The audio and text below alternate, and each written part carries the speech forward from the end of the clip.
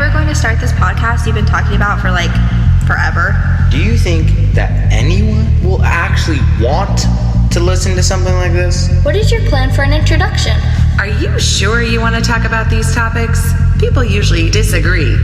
3 hours? Are you crazy? Do you think you're some kind of expert or something? Are you planning to have an intro song?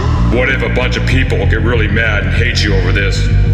Do you even know how to make a podcast? Are you just doing this because you like to argue with people? Don't let this be just one more thing that you talk about doing, but never actually do.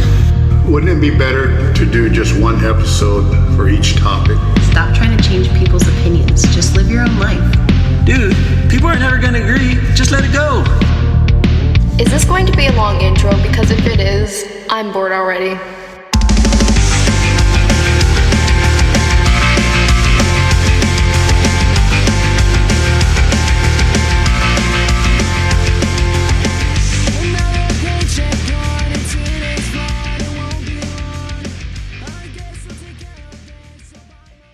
Thanks for checking out this week's episode of the Why Can't We Talk About That podcast. Before we get to today's episode, there's something I would like to clarify. Over the last few years, I have had some harsh things to say about certain quote-unquote girl power movies that have been released. And when I have voiced these critiques, others have voiced their critiques of my critiques. One of the most common things that people say is that I am sexist or misogynist, or that I just can't handle seeing a strong woman in a movie. This caused me to really think about it and examine myself to see if this was true. As I pondered, I started to realize that this is just simply not true. Some of my favorite TV shows and movies of all time have strong female characters. And very often that strong female character just happens to be my favorite character in that TV show or movie. For example, Eleven from Stranger Things, Katniss from The Hunger Games, Velma from Scooby-Doo, Jar Jar Binks from Star Wars. The list goes on and on. Even in the case of the newest Hunger Games, the prequel. As I was reading the book, I said to myself, Lucy Gray is probably my favorite character in this whole series, even beating out Katniss. To the point that I said, if they ever make a movie out of this one, they better cast Lucy Gray well, because if they don't, it will ruin everything for me. As a side note, I think they did cast her well in the movie. But I'm getting sidetracked. My point is that the people who assume that I am sexist because of my comments about certain movies need to look a little closer into my reasons for my comments. My problem is not that there is a strong female character, as I have just demonstrated. My problem is when the female is strong at the expense of the male characters. When they paint the males out to be total buffoons who can't do anything right, and that if it weren't for the female characters in the movie, the males wouldn't be able to survive on their own. Because, you see, unlike many of the critics who attempt to call me sexist, these people who claim to believe in equality, I actually do believe in equality. I think that men and women complement each other. I believe that God designed it this way on purpose. I hope that I have cleared all that up. For all of you that have called me sexist, I expect apologies from all of you. My email is whycan'twetalkaboutThat@proton.me. Now on to the episode. This week, my guest is Arisel Gutierrez, a former coworker of mine. She hasn't worked with me in quite a few years, so it has been a while since I have spoken with her, but I remember that back then we would have many great discussions about many different topics. Arisel will be the first to tell you that she loves to talk. This, of course, makes her a perfect guest for the show. This episode was a lot of fun, with much laughter mixed in with very serious discussions. You will also hear my dog quacking frequently throughout the episode. Someday I might just put her on America's Got Talent. I hope you enjoy hearing Arisel's insights as much as I did.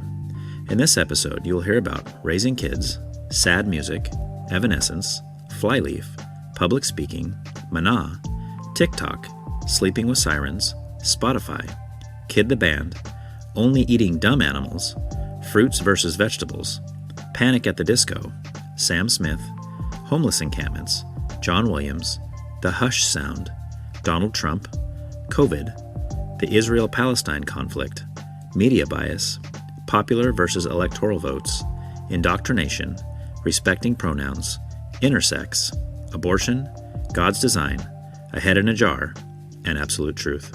Enjoy the conversation. So why don't you just kind of, how's it going? I haven't talked to you in a while. I know. Yeah. It's been, what, a couple years since you quit? I can't remember how long it's been. I didn't quit. I got laid off because of COVID. Oh. Yeah. You were one of the COVID... Yeah, it was when everybody got laid off. I joke that because right after I got laid off from there, I started working for I switched jobs at the school district. Okay. So now I'm a librarian at a junior high. Oh, nice. And I joke that I was only working for the library for long enough for me to be able to put it on my resume and like, get a full-time job. Do you think that helps? Did that help you get in? I think so, because like on paper it looks good, right? Okay. Although like whether I had worked there or not, I think I could have done the job. Mm-hmm. But I do think that it was good for me just because I saw, more of the background stuff of like what the programming looks like. Yeah. And although I definitely benefited from talking to my coworkers for that version of what my job is, it was like a good place to have that background from. Okay. Yeah. Nice. I'm happy. So now you're doing that full time? Yeah, I do like 6 hours there. And then I have a second job because I like bougie things. Okay. All right. Yeah. So I work part-time at a retail store. I don't know if I want people to know. You don't have to say the name. Thank you. Yeah, that's fine. There you go. I'm paranoid. Yeah. At my retail job, I don't use my full name because I'm like, I'm a government employee. You can find me with my first name because it's so unique. Right, You know what I mean? right. I'm like, don't know me. Don't know I exist. I like anonymity. Yeah, okay. And then I'm like, what if I ever do anything stupid out in the world? And like, right, yeah. They'll come back to haunt you, especially these days with cancel culture and everything else. So they're digging stuff out like 30 years back. It's like, what did this guy say? I don't have anything 30 years back. No, you're not. How old are you? I'm 29. 29. Okay, not even 30 yet. Okay. No. Nice. I'm close. Yeah, you're getting there. I say I'm almost 30. Are you scared of turning 30? No. Okay. I feel like one of the things that shields me is the fact that I look so young, I think. Yeah. So I don't get like, oh, you look so old or anything. Right. It's whatever. Yeah. But I feel, in my mind, I feel the same as I did when I was like 16. Oh, really? So it's like, yeah. Like your maturity level, you mean? Or you no, mean like... just like, I'm like, even when I was 16, I was really thoughtful and like I had... Okay. I put thought into what I was doing, what I said, decisions I was making. So I'm like, there's not that much of a difference. I just have more money now and I have more responsibilities and I'm an adult or whatever. But right. like, or whatever. I'm an adult or whatever, yeah. That's how I always say it. I'm like an adult or whatever. Yeah. Because it's I don't know. I hate that people feel like you become an adult and then you like have things figured out. And things things will fall into place and you'll become mature and all these things will like line up. Yeah. That's what you think when you're a kid, right? You look at your parents or whatever, your grown-ups in your life, and you're like, oh, they have it all together. Because we hide it well around our kids, I think is what it is, Nobody has it together. Yeah. Nobody knows what they're doing. Right. We're all just messed up people walking through life. Right, exactly. Trying to not die. And if anything, there's almost more problems, right, the older you get. 100%. I think. Yeah. When you become an adult, it's almost like, oh, now I wish I was a kid again, because 100%. There's like no worries and I don't even and then you get faced with mortality more consistently. Right. Like the amount of people, I don't know why, but like I feel like I know a lot of people who either know a lot of people or like I just know a lot of people who die. Yeah. And I'm like, we are all gonna die, and it really comes up in my mind so much. It's really not. Yeah. But I think I deal with death well, so it's okay. It's like that T-shirt I saw somebody's wearing. It says, what does it say? The statistics are in 1 out of 1 people dies, or whatever. Like, you're not gonna get out of this, Yeah. But of course, I mean, for a lot of us, we want to go. I mean, I shouldn't say for a lot of us. For me, I want to go quick. Like, I don't want to be like sick for years or suffering 100%. With pain or anything. Just gone, Being sick is hard. Yeah. And then I think. Because I've had a couple family members who are like closer who like I basically watched die through cancer and stuff, and like at different ages. But I think one of the toughest parts has to be like knowing that you're causing these people pain while you're in pain, like seeing everybody else mourn you. Right. I just like mentally that has to be incredibly It's almost taxing. harder. Yeah, it's probably harder than going through the illness that you have. I mean, I don't know about harder. Yeah. Seems like it sucks.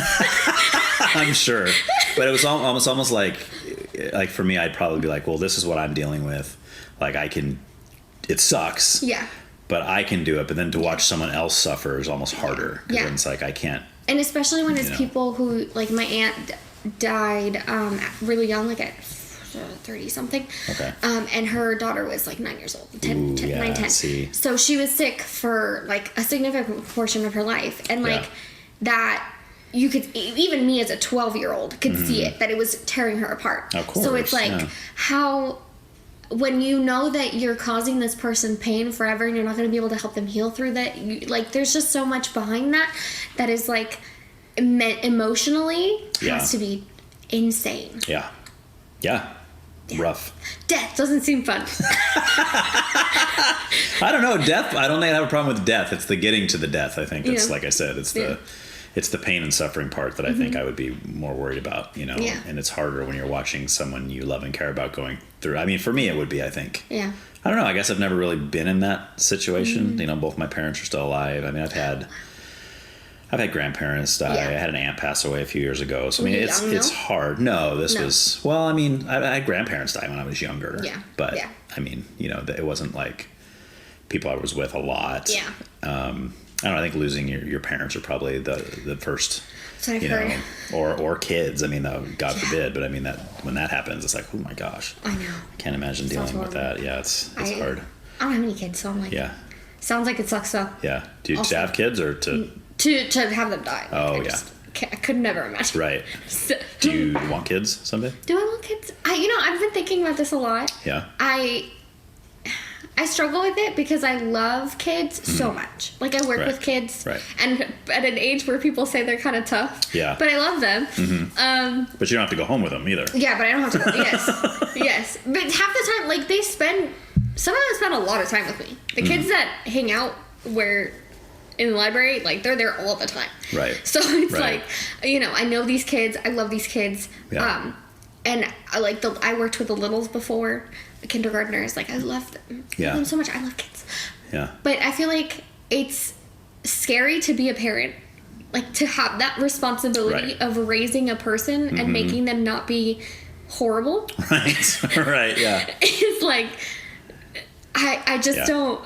It feels like a lot. Right. You know. It is. It's a big responsibility. Yeah. And I think people don't look at it that way. You know, I think a lot of broken people want to make a little person that will love them unconditionally. Right. And that's the recipe of, like, kids that end up hanging out. Yeah. Not doing the best. Right. Yeah, it's people that have kids for their own reasons. Like, okay, I want to have kids because I want to have a kid. Yeah. For me. It's insane to me. Yeah. It feels so selfish. Yeah. But it also feels selfish to not make babies. Right. I have a lot of conundrums about it. Yeah. But previously, like, I didn't have a partner, so I was like, well, I'm not gonna, like, raise a kid by myself. And, like, financially, it just seems insane to do. Right. And even from when I was 16, I wasn't having sex at 16, but when I first was like had my period and I knew that I could make a baby, I was like, this is a big responsibility. I could make the whole thing. Yeah, I had, like, a whole crisis. You're like, uh-oh. Yeah. I think that was the first big one. Okay. But it just, even from that day, I was like, I need to make sure that I can give them the most that I can give them. Yeah. Like, I want to be as financially responsible, as mentally mature, as, like, capable to be a good parent, to set myself up to be a good parent, have this kid have a good life. And you're thinking about this at 13? I was at 8. I was 16. 8th grade. I was in 8th grade. Yeah, it's about 13. Yeah, sure. Wow. I know. I have deep thoughts. That's too deep for a 13-year-old. Probably. I mean, it's good, I guess. I mean, that's good. It wasn't the worst. It could have been worse. Yeah. I just have always, like, sat there and been like thought about the consequences of things before they happen. Yeah. Probably because I saw people make really stupid decisions. Right. Like, a lot of my cousins had kids at, like, 16, 17. Wow. Okay. And then, like, my cousins, in quotation marks. Yeah. Who were just family friends who are my family. Yeah. They, you know, a lot of them had kids really, really young, and it didn't seem like a good time to me. Yeah. So I think that really put it in my mind that that's not what I wanted. Yeah.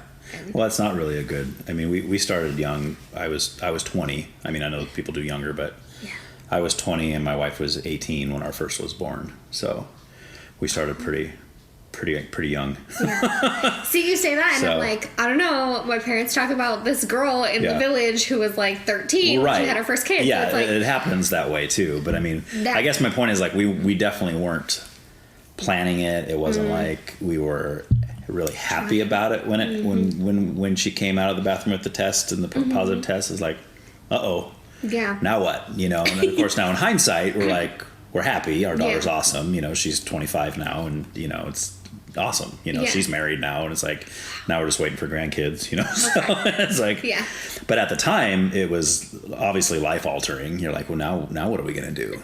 Like, right? Like now, like you said, now we're raising this little person who we have to do this right. We have to, So it's just,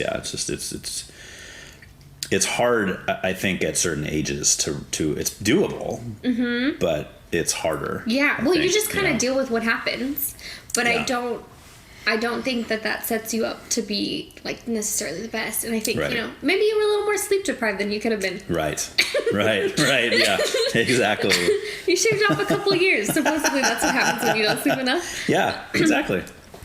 All right, well, let's jump in. Okay. I mean, we've already been going, of course, but I know. That's fine. Yeah. All right, so music. You like music? I love music. You love music. Perfect. How do you not like music? I know. I've met people that will say that, and I just stopped trusting them right from that moment forward. I'm like, there's something wrong with your brain. Like, I don't know what it is, but there's something wrong with you. Well, there's definitely something wrong with my brain. But at least you like music. Yeah. So we can loop that in. Yeah. I think it loops in. Okay. I think it's funny. I love sad music. Okay. And I swear it keeps me uplifted. Like sad sounding or sad lyrics? Both. Okay. Yeah. But sometimes I like there's songs that I really love that sound really happy but have really depressing lyrics. Yeah. And I think that's a good mix. That's a good place to be. Okay. Okay. So sad stuff makes you happy. Yeah. Okay. Because I think this is a Sagittarius thing. I'm not really into horoscopes, but I think it's a Sagittarius thing for people who like that. Yeah.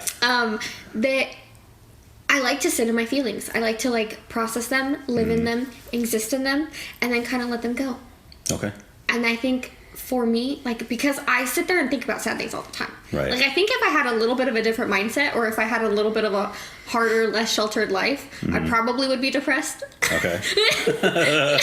Okay. But the sad music really helps. Okay. When my aunt was dying, I was listening to Evanescence. Okay. I was sitting there trying to be like, I can feel you. Yeah. Yeah. Yeah. Does it make you emotional though? I mean, does it make you more sad? Sometimes. Especially if you're dealing with something that's already sad to begin with. Yes, 100%. Okay. And then I'll sit there, I'll cry, I'll have the feelings, I'll feel them, and then let them go. Okay. I like the letting go part. I mean, that's because it's almost like you're going through your own process of dealing with it, but then you're not dwelling on it anymore. Yes. You're grieving, and then it's gone. And sometimes it comes back consistently. I'll still think about my aunt and be like, that sucked, that was sad. You know, especially when I'm talking to my cousin and we'll have conversations or whatever. Yeah. But it's if I need to have another catharsis, I know I can go back to that song and it brings me back to that moment and I can have the feelings and I can let it go. Yeah. What's the song? Do you know what's the what's the name? It's the most popular Evanescence song. I don't remember what it's called. Oh, well, the first one that came out was, what was the name of it? She goes, I can feel you all around me, circling me. Oh wait, no, that's Flyleaf. I don't know. No, that's the band Flyleaf. That's not even Evanescence. Oh, maybe they did. But it's a band that's a band that's compared to Evanescence. Am I just wrong? You're off on that one, yeah. Oh, okay, I believe you. But hey, I like Flyleaf better than Evanescence, so yeah, that song's called All Around Me from Flyleaf. Yeah, it's off their first album. I believe you. Yeah. I am the worst at names. Okay. And time. But I can't remember. There was the main Evanescence song had the guy in it. Had the guy from. It was definitely the girl's voice. I forget. Well, I know, but he's in it a little bit. Okay. It's the Wake Me Up. Or, Wake Me Up. Yeah. But I forgot the name of the song. Shoot. Probably also listen to that. You know why? Because it's one of those songs, and I hate when they do this. The name of the song is never in the lyrics anywhere. I hate that because then it's hard to remember what the title is. It's what is that song called? It's called Walking Through a Field with Green Flowers. And it's that's nowhere in the lyrics. It's what in the world is this, you know? I don't know. As a person who loves alternative rock bands and the Green Day is a pack. Oh yeah. The Green Bay's Green Day? Green Day. Mm-hmm. I had a football moment. Yeah. That's a different band. The Green Bay Packers. They play football music. Oh god. And then like Panic. I loved Panic. Okay. All their names are really like. Yeah. What? Yeah. Right. But I liked it. Okay. All right. I don't. The name is like second to. Yeah. Me. I don't really care about the names. Well, it's not that important, really. I Yeah. mean, especially if you're experiencing the music, you're feeling the music, it's doing something to you. Yeah. Who cares what it's called? 100%. Who even cares what the band is, really? I mean, it matters is what you're hearing through the speakers. Only if you want to keep listening to their stuff. Right.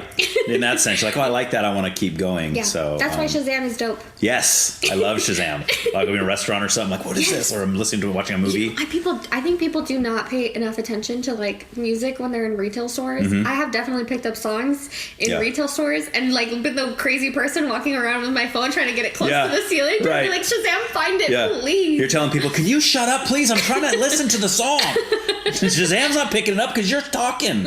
Yeah. I'm gonna the secondary, because sometimes you can't hear the lyrics right. Because it sounds bad, but you can tell that it's like gonna hit you. Yeah. And gonna be good. Right.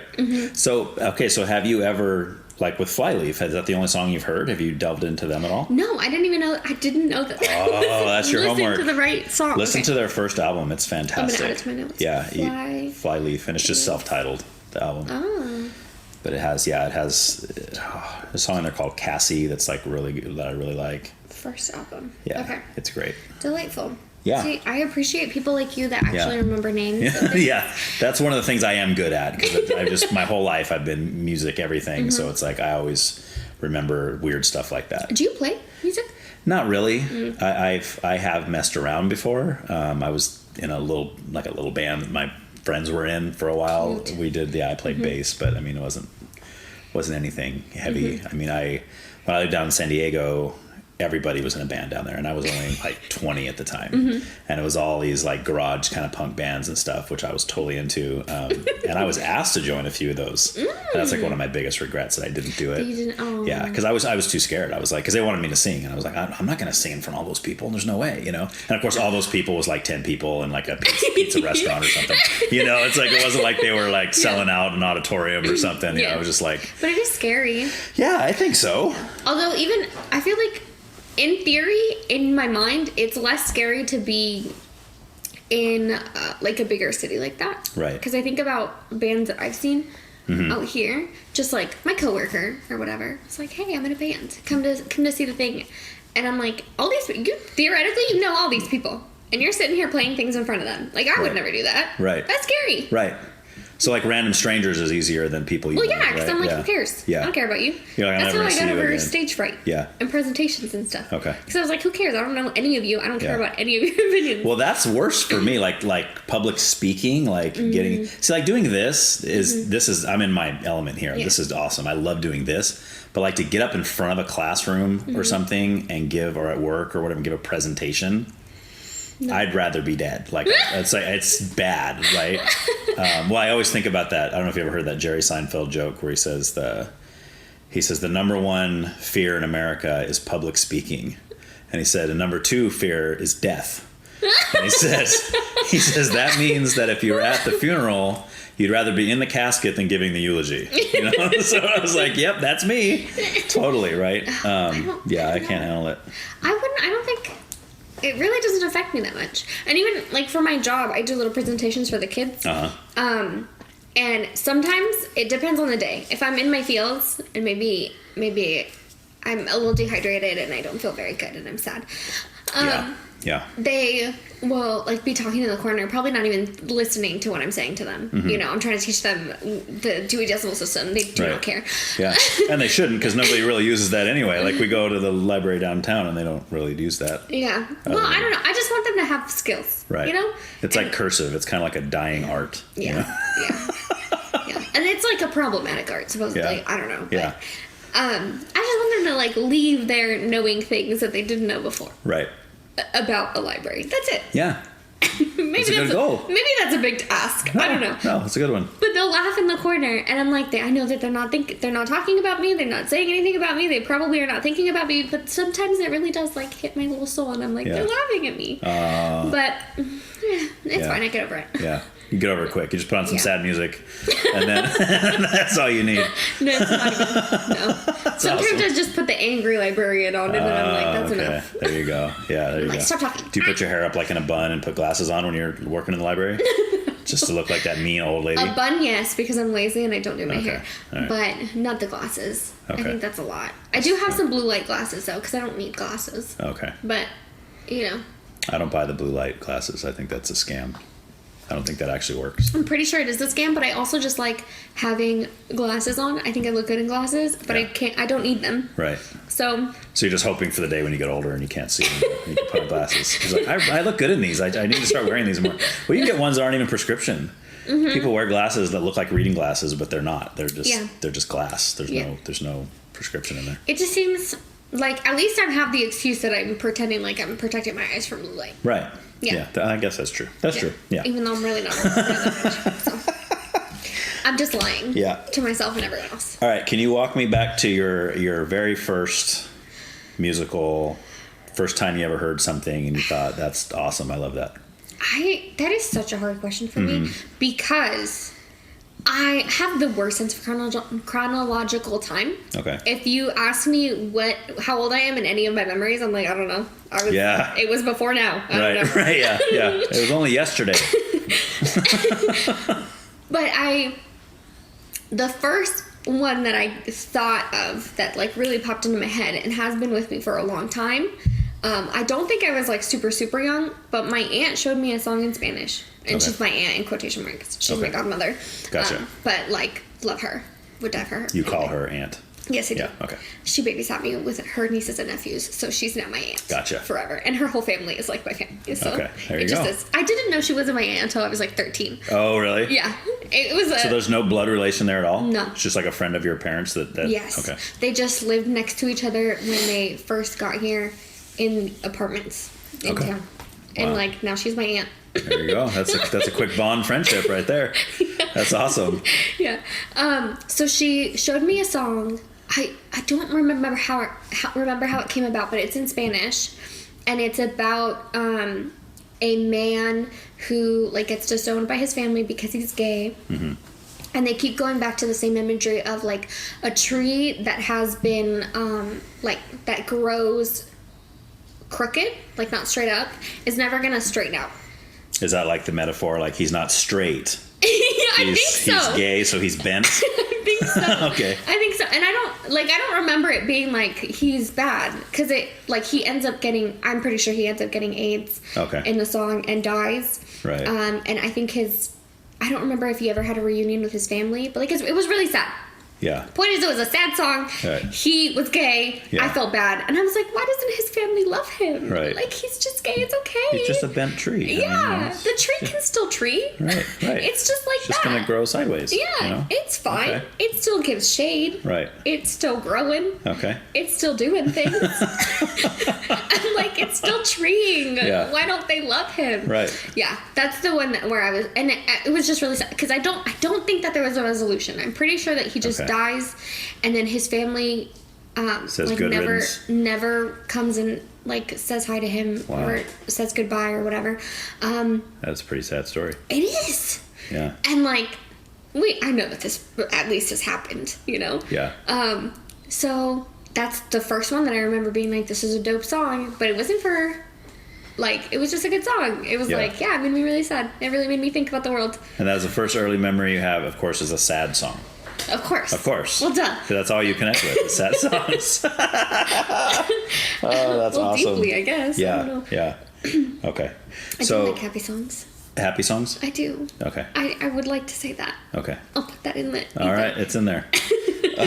So, like, what about like now as an adult? Like, what what kind of? Do you have a favorite genre, or do you just kind of? Not really. Okay. I go through phases. So the way I think I listen to music is kind of insane. I will find like an artist or a type of song or just like a group of singles, and then I will like them and I will listen to them over and over and over again. Okay. Until I feel like they're overplayed in my mind, and then I get rid of them. Do you ever go back? Yeah. Okay. I'll re-listen to things. Usually, if I love them, like, I will get back to them at some point. Okay. A lot of them are, like, things from my childhood, like 2000s, like Panic at the Disco, I never stopped listening to. Okay. So, like, I'll revisit stuff like that. Yeah. Right now, I'm, like, really into Kaliukis. No, yeah. Wait, I don't even know what you said. What was that? Kaliukis. Galiyukis? Kali, Kali, Okay. space. Ukis, Uchis. Okay. What language is that? She does Spanglish, so she'll say some things in English, some things in Spanish. But what you just said, is that Spanish? I think so. It doesn't Yes. sound Spanish. I'm gonna Sure? go with yes. I don't know if that's even her real name. That's her artist Okay. name. She's Colombian, Oh, okay. I think. Okay. Yeah. What kind of music is that? Like poppy. She does like Spanglish. It's like R&B poppy, like. Yeah. And she mixes Spanish and English in the songs? Yes. Or she has some songs that are Spanish and some that are English? No, she does both in the songs. Okay. Yeah. Yeah. So it's like enough English where I think that if you didn't know Spanish, you would be fine. Yeah. It's mostly English. Okay. She throws Spanish in there. Yeah. I think, actually. Well, for me, I don't always have to understand the lyrics anyway. If it's a good beat or if it's a good sound, Yeah. I'm like, Yeah. then I'll even listen to sometimes music that's in another language. 100%. And then years later, I'll find out what it's about or something. Like, oh my gosh, that song's terrible. Like, what are they talking about? Oh my gosh, right? What's the weirdest, like, other language song that you think that you've listened to? I don't know the name. That's where I don't know names of artists. Like, I'll be, I love the stuff they play at the Garden. Have you ever been to that restaurant right there by the library? It's right. The library or the library? The club, the library. The club. Yeah, there's a club. There's a library club? There's a club called the Library in Slow. No, not that one. Okay. Yeah, I'm not cool enough to know about that one. But no, it's like you walking down from the library, like towards, what street is that? Boone, maybe? Okay. You pass like, it's before you get to there, I think. No, it's kind of by the DMV. It's called the Garden. It's Mediterranean food. Okay. But in the summer, Oh, I think I know. they have all that outdoor patio seating, Okay. and they play like it's almost like a dancey kind of poppy music, but it's like it's got to be like Arabic or I don't even know what language it is, and I have no idea what they're saying, but I really like it. Like I almost want to ask the owner, hey, how can I get some of that? Like, is that a CD you're playing back there? Or like, what's the deal? Right? Because it just sounds really cool, and it sounds like ethnic, and you're like, this is cool. Makes me feel like I'm in that country or something, which is awesome. But there's been Spanish, like when I used to work out at Neverland, and it was like Really? 90, like Neverland Ranch? Yeah. I didn't know people worked there. Oh yeah. Yeah, when he was alive and it was going, and it was, there was huge events out there. Well, there was a movie theater out there, a amusement park, a zoo. I guess I never thought about it. Yeah, I guess I never thought about people having to run that. Yeah. Plus, you had just security guards. You had all that kind of stuff out there. What'd you do? I worked in the amusement park, so just running like fair rides and stuff. Okay, was that weird? Was Did it feel awesome. weird? No, it was awesome. It was cool? It was one of Okay, the best experiences. In fact, I'm going to tell you this too before we started. I've never done 2 of these in a day before, and today is the first time I've ever done that. So you're the second one I've done today. But when I worked out there, it was like 80% Hispanic, the people that were working out there. So they, on off days where we were just working and doing maintenance and stuff, we'd all play our music. Well, they used to play a lot of like Spanish-speaking music. I didn't understand anything was being said. Yeah. But that's where I first heard like Maná. I love Maná. I went to go see them. Oh, live? Yeah. Oh, so cool. It was like Thanksgiving a couple years ago. Yeah. Yeah. That's awesome. So they were fun. Yeah, they're really good. Their drummer is so good. Yeah. And he's just like going at it. Yeah. And I was like, their drummer does not get enough love. Yeah. Drummers usually don't. Yeah. But he was dope. He's in the back. He's like, who's that guy in the back? What's he doing? That's why I like some of the bands that were the drummer's the lead singer. Yes. That's so cool. Yes. When they're just going to town. I also don't know how anybody does that. Like, how do you sit there and listen to yourself and make sure you're on time? Right. I don't know. Right. Because I can't. I sing a little bit. Oh, yeah? Just for funsies. Okay. Not like. Just karaoke and like that kind of thing? Yeah. Like never in front of people, or you just. I mean, if in front of friends and stuff. Okay. Like we'll sing. But it's not. No, like productions and stuff. Okay. I was in choir in high school. Oh, yeah? I did a thing, yeah. Okay. But what was the point? I don't know where we're going. We're bouncing all over the place. This is awesome. I told you I know how to talk. Yeah. It's a thing. Well, and I appreciate that. That's why I said you're in the right place. No, my whole where I was going was just, I think I already made that point, was just that I got to hear a lot of Spanish music out there, and then there was Vicente Fernandez, who I guess is like old school, right? He's like been around forever. Yes, you know, you've seen Coco? Yeah. Yeah, the guy Remember who's like Me and the big, but like the guy. The guy. What's his name? The main character? Miguel? Hernandez. The guy who's like the artist, and he's like the big one. Oh, the guy that's a fraud at the end? That guy? Yes. Okay. Without the fraudulent part. Yeah. Like, that's like who Vicente Fernandez is to the culture. Gotcha. Yeah. Okay. He's, Without the fraud part. Yes, without the fraud part. he sings well, I think. No, yeah, I dug it. But again, I have no idea. He could have been singing about, killing babies for all I know, and maybe, or drowning puppies or something. I mean, I have no clue. I like the sound, but who knows what he's talking about? Most of it is love songs. Yeah. Oh, Most of it is like, I love you, or like, you suck. Yeah. All of it's love songs. Yeah, it's all love songs. Yeah. But he's on my list. I love that man. Okay. Because I had to put something in there that was like, I'm going to represent that side. Because I feel really privileged to be able to like understand. Yeah. An entire other, like a lot of other genres of music, just because I know Spanish, Okay. Because there's such a depth of variety in the music in the Hispanic community. Yeah. There's like Afro-Latino stuff that's like stuff that I'm not necessarily exposed to. Is that like African and Latin together? What is that? Yeah. Well, like in Haiti and stuff. Okay. Not like the Dominican Republic. Where there's a lot of African influences, they have very different music. Okay. And like reggaeton. Okay, so a guy I work with is always talking about that. Mm-hmm. And I always joke with him and say, rigatoni? like you talking about the pasta? Like, what are we talking about? And he's like, no, man, reggaeton, like the music. I was like, I have no idea what that is. Daddy Yankee. Although apparently he's Christian now. Who's that? Super Christian. Daddy Yankee? Daddy Yankee? Gasolina? No. Me gusta la gasolina. No. No? Okay. No, well, you're not speaking my language. You gotta dabble. Yeah? You gotta dabble. It's very fun. It's like dance music, like club music. Yeah, that's kind of the way he described it. Yes. Yeah, okay. Yes. Yeah, I mean, when I do these episodes, it's kind of cool because I learn a bunch of new music I don't know about, and then I go look it up later, so. You want a refill? Always. If there's a drink in front of me, like, I will just finish it. It doesn't. Unfortunately, it also doesn't matter what it is. Like, I don't even like Dr. Pepper. You put a Dr. Pepper in front of me, I'll drink it. Oh, I love Dr. Pepper. It's probably my favorite soda. It gives me Robitussin. Oh, yeah? Vibes, yeah. I don't know what that means, but... Robitussin? I mean, I know what Robitussin is, but why does it... tastes the same to me as Robitussin. Okay, gotcha. You said it gives me Robitussin. I was like, it gives you Robitussin. Sorry, that's a thing. thing. It tastes like it when you drink it. Yes, I'll say that about a lot of things, though. Okay. Like, if you are wearing a shirt, I'm like, ooh, that gives me dad. Oh, right. Like vibes. It gives me this vibes. Yes. Okay, gotcha. Mm-hmm, mm-hmm. It is the exact thing as vibes. Okay. Yeah, I don't know all the cool lingo. Neither do I. I'm getting too old for I'm just trying to keep up. That's why I have a TikTok. Yeah, I do not have one of those. I haven't even gone over to like Instagram or anything. TikTok I have Facebook. Is that's fun, it. Is it really? Yes. They really figure you out quickly. Isn't that scary though? And they just throw things at you. I mean, yeah, but it's mindless scrolling. I don't know. There's a lot of talk about how China's watching us through TikTok. Yeah. Who isn't watching us? I don't know. The government, if they really want to find you, they can find you. Yeah, that's true. Yeah, it's not that hard. Facebook steals your information all the time. That was like a whole thing. Yeah. Yeah, I don't like Facebook either.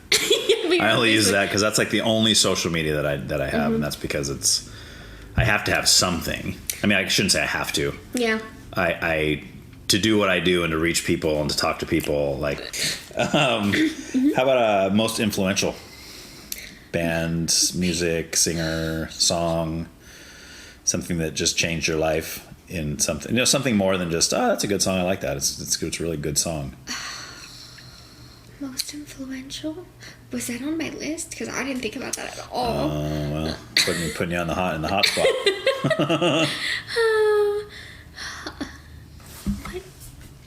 That's just so hard. Mm-hmm. Most influential? Yeah, I don't think I'm gonna come up with that one. Okay. Yeah. All right. All right. How about most recent music that you got into, like most recently. Okay. You know, like we'll have the stuff we listen to forever, but then every once in a while there's like a band that you maybe hear a song somewhere. I mean, if you're like me, I'll hear a song somewhere and I'll be like, oh my gosh, that's like really cool. And then I'll go out and pretty much get everything they've ever done. Yeah. Sometimes they've only got one album out. Sometimes it's like, oh my gosh, this band's got like 10 albums out. I've never heard of them, you know, and then I go start listening to all that. Yeah. The most recent, I feel like I don't really listen to a lot of bands. Okay. More like a singer or like a... Yeah, okay. like a specific artist. Mm-hmm. Most recent. See, and that's a timeline question, so that's really tough for me. But if I just want to pick one that stands out, like I know Kaliuki's I really am obsessed with her right now, like insanely. Yeah. And it's literally just like 2 songs, but like... That's all she has out, or that's all you No, that's all I'm okay. like insanely obsessed with. Can you spell that for me one more time? Kaliuchis. Is it all one word or 2 words? That's 2 words. Okay, Uchis. Kaliuchis? Yes. Yep, that's probably the right way to say it too, I think. How dare you? I'm known for my good pronunciation. She's going to be so upset. Yeah, I'm sure. When she listens to this, she's going to be like, who are these people talking about me? Yeah, that's right. No, she's awesome. Okay. And then... But not awesome enough to go to more than 2 songs? You're just staying with those 2? I'm just kind of obsessed with those 2. Okay. What are the songs? It's Moonlight. And what's the other one? I don't know. I'm asking you. I know, right? But that's a whole... Names of things do not work well in my brain. Oh, you know what else I was weirdly obsessed with? What? Is a specific Ariana Grande Christmas song called December. December. Yeah. Ariana Grande. I know that she's not like... Yeah. Oh, I don't know who she is. But I was weirdly obsessed with her. Yeah. Ooh, you know what song? Okay. So I went to a... Now I have my YouTube music open, right, so that's like, it. it's a whole other ball game. I recently went to the Used concert. Okay. Because I really like Sleeping with Sirens. Which cut out of context is really funny now that I think Sleeping with Sirens is a band, right? Yes. Yeah, I've heard them. Yeah. I love them. Okay. So much. Especially I think it was an EP. All the songs are like scene 1, scene 2, scene 3. Yeah. All that little like 6-song album. Yeah. Delicious. Okay. But I wanted to go see them and they were in Paso Robles. And at Vina Robles? Yes. Okay. The Used was the headliner, and so I started listening to them, and then another band like got introduced to my likes or whatever. They're called Arrows. I'm not trying to. Ooh. There we go. It's called Arrows in Action. Okay. Yeah, love them. Never heard of it. Yeah, they're not even that close, I think, in genre. What kind of music is it? It's in that like alternative rock. Okay. Yeah, which is such a broad term, like alternative.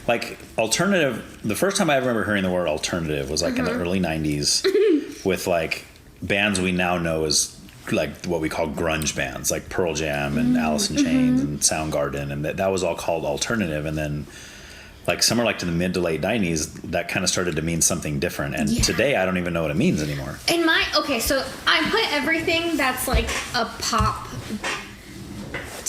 sound, but it's like a rock band. So it's like pop rock you call alternative? Yes. Okay. But I don't know. I mean, maybe I'm just using the labels incorrectly. Yeah. The band is called Arrows in Action. Okay. All right. That's all we need to know. I love them. I'll look it up and then I'll decide what genre it is. Okay. I'll be like, this is country. What is she talking about? And I think that's like a thing that is very consistent in the music industry now, that genres are kind of meshing and it's harder to pinpoint like what something is. Right.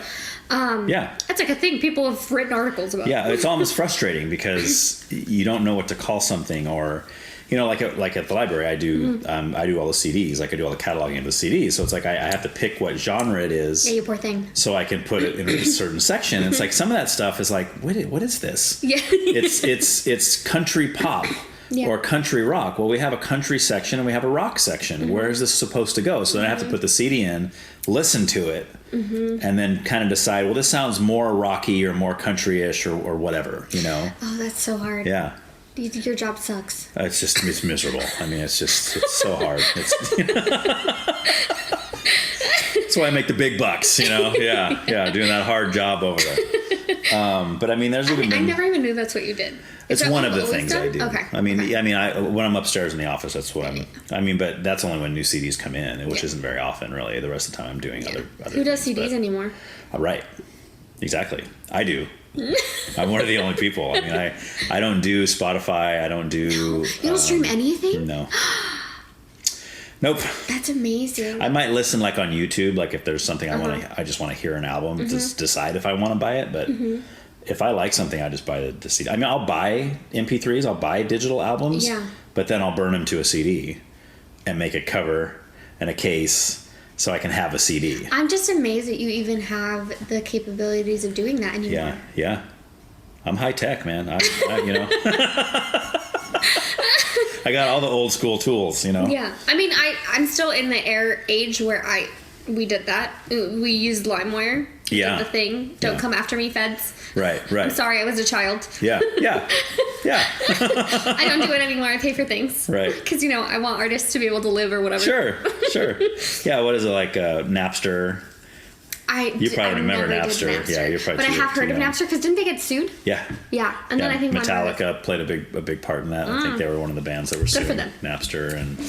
But you look at something like Spotify. I mean, it's similar. I mean, the artist gets some cut, but it's not much. Yeah. Which is why for a long time Taylor Swift wouldn't put her music on Spotify, and the Beatles wouldn't put their music on iTunes for a long time, or the remaining whoever, Paul and Ringo, I think the only two left. But so I mean, it's all kind of the same thing. But I think the problem is like the record companies now they're kind of scrambling because they're realizing that the way society is going, the way technology is going, is bands don't really need a record label anymore. Nope. Like you can write your songs, put them out on YouTube, put them out on the internet, Bandcamp, like all these different sites, and people will hear it and say, "Oh, I like that. I'm gonna buy that just directly from you." Yep. I don't have to buy it from a record store, or who goes to, like you just said, who goes and buys CDs at a record store anymore? Nobody does. That's why we don't have any more of those.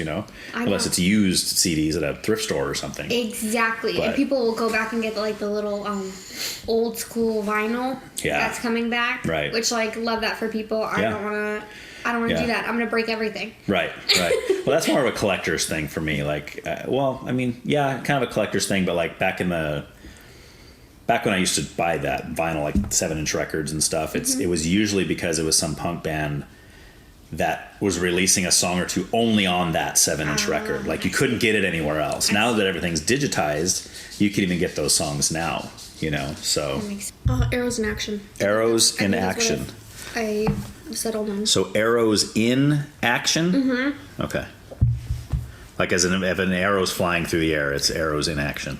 Yes, all of them are arrows and they are flying through the air. And they're all flying through the air. For action. Gotcha. Mm-hmm. For the purpose of action. Okay. All right. I think they might only have one album out, too. Okay. See, that's one of my favorite things, though, is if I go to a show to see a certain headliner or whatever, I love the openers. I mean, sometimes they suck, but it's when they don't, it's really cool because you're you'd never hear that band otherwise. Exactly. There's a bunch of examples of that for me, but there was kind of recently we went. Have you heard NF? No. The rapper NF? No. Oh. That's the one place where I'm I really got to get my rap game up. Okay. But it's just, I feel like I have to do a lot of back end work to figure out what is going on because I can't listen to rap and know what they're saying. That's a me thing, though. I'm the problem. I know that. Yeah. Well, depending. There's some rap there's some rock that's that way, too. It's you have to read the lyrics because it's either too fast or it's too muffled or whatever. But we went and saw NF play in Portland, and it's called Kid the Band. KYD the Band. Right? Okay. But it's one guy. Oh. It's not a band. It's just one guy. Mm-hmm. But it was really good. Okay. I was really impressed, and he doesn't have any full-length albums out yet, but he's got a bunch of EPs that he self-released on the internet. Oh, I love EPs. And I have all of it. I'm he's probably got 16 songs, I think, total. He can put them all on a full album. Okay. But it's really good. It's not rap, which was interesting that he was opening for a rapper. But I don't know. I feel what rapper was he opening for? And you said NF. NF, yeah. I wonder about do they play any part in that? Like, is the... I don't know. I've wondered that too, because we've gone to see 21 Pilots. Like, I've seen them 3 times live. You told me this. And we talked about that at work. Okay. Because you were like, they're the best band I've ever seen live. They are the best band I've ever seen live. And yeah. See, and it's still true. It's but they're totally clean, right? They have nothing offensive in their music, yet we've gone to their shows before, and the opener does have stuff in their music. And I'm like, who's making this decision? Like, and I'm looking around, there's like all these little kids here and stuff. I'm like, they're all here to see 21 Pilots, this band that their parents are like, oh yeah, this is totally safe. We can bring our kids here. And then the opener's dropping F-bombs. And I'm like, what is this? Like, why? Like, who's deciding this? Like, it's like when I go to the movies and I'm there to watch a G-rated movie with my kids or something. Yeah. And the preview is from like a PG-13 movie. And then there's scary stuff or whatever in the preview. And I'm like, hello? Like, know your audience here. I've never thought about that. Yeah, it doesn't make any sense. I've never had this thought go across my mind. Yeah. See, other things, scary I'm going to have that in the back of my mind. If I ever become a parent, I'm going to be like, I got to make sure that the previews are safe. There you go. That's so Well, it'll only take once. It'll only take once you sitting there with your kids, you going... cover their eyes or whatever, or plug their ears or whatever, it's like, yeah, because you almost feel kind of helpless. You're sitting there like, okay, what do I do, There's nothing for you to do. Or there's like some make-out scene or something. It's like, my little kids are here. It's like, they don't need to be seeing that. Like, why are you showing my kids that? We're here to watch Bambi and you're showing them that. Like, what are you doing, you know? So no, we're just going to see parents dying. Yes. Well, parent deer.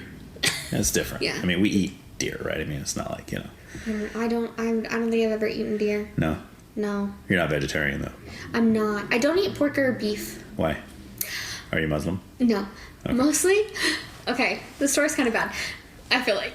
The story is bad? I feel like it doesn't paint me in the best light. Because if I'm honest with myself, it's not a good reason. But, all right. I was talking to my mom about how bad, like, large-scale agriculture is for the environment. And I was, like, telling her how it's sad that we, like, kill animals and stuff. Or, like, the way that we kill animals, how we treat them before. Right. Et cetera, whatever. I feel bad. Okay? I like animals. It's a thing. Right. And she was like, well, you're never gonna not eat meat. So just get over it. And then... from that day on, I stopped eating pork and beef. Why pork and beef? Just because they're cuter than chickens? Pork? Because chickens they're are ugly? really smart. They're smart. Yes, pigs are so smart. They're like as smart as dogs. So what you're saying is it's okay to kill I'm not saying the anything. Dummies, no, but not the smart ones. I'm not saying anything.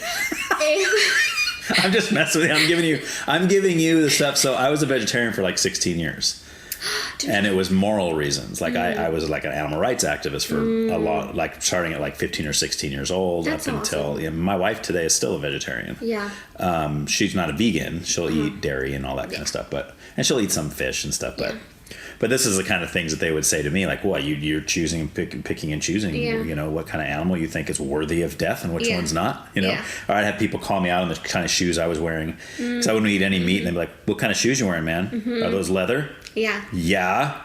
Well, that's hypocritical, man. How are you not going to eat the cheeseburger, but you're going to wear the leather shoes? True story. Yeah. And I understand. I don't get upset about this conversation anymore. It's just like specifically with my family because sometimes, or like some people get really aggressive about it. Yeah. And I'm like, just let me be. Yeah. Like, what if I just don't like it? Well, it could be. It's like it could be a passionate. It's one of those topics that if a person, anything dealing with morality is usually very passionate. And if someone's just a vegetarian because it's dietary, it's like, oh, I'm trying to lose weight, or I want to be healthier, I want to have a plant-based diet. It's like, first of all, they're not going to last long. They're probably going to go back to eating meat within a year or two, right?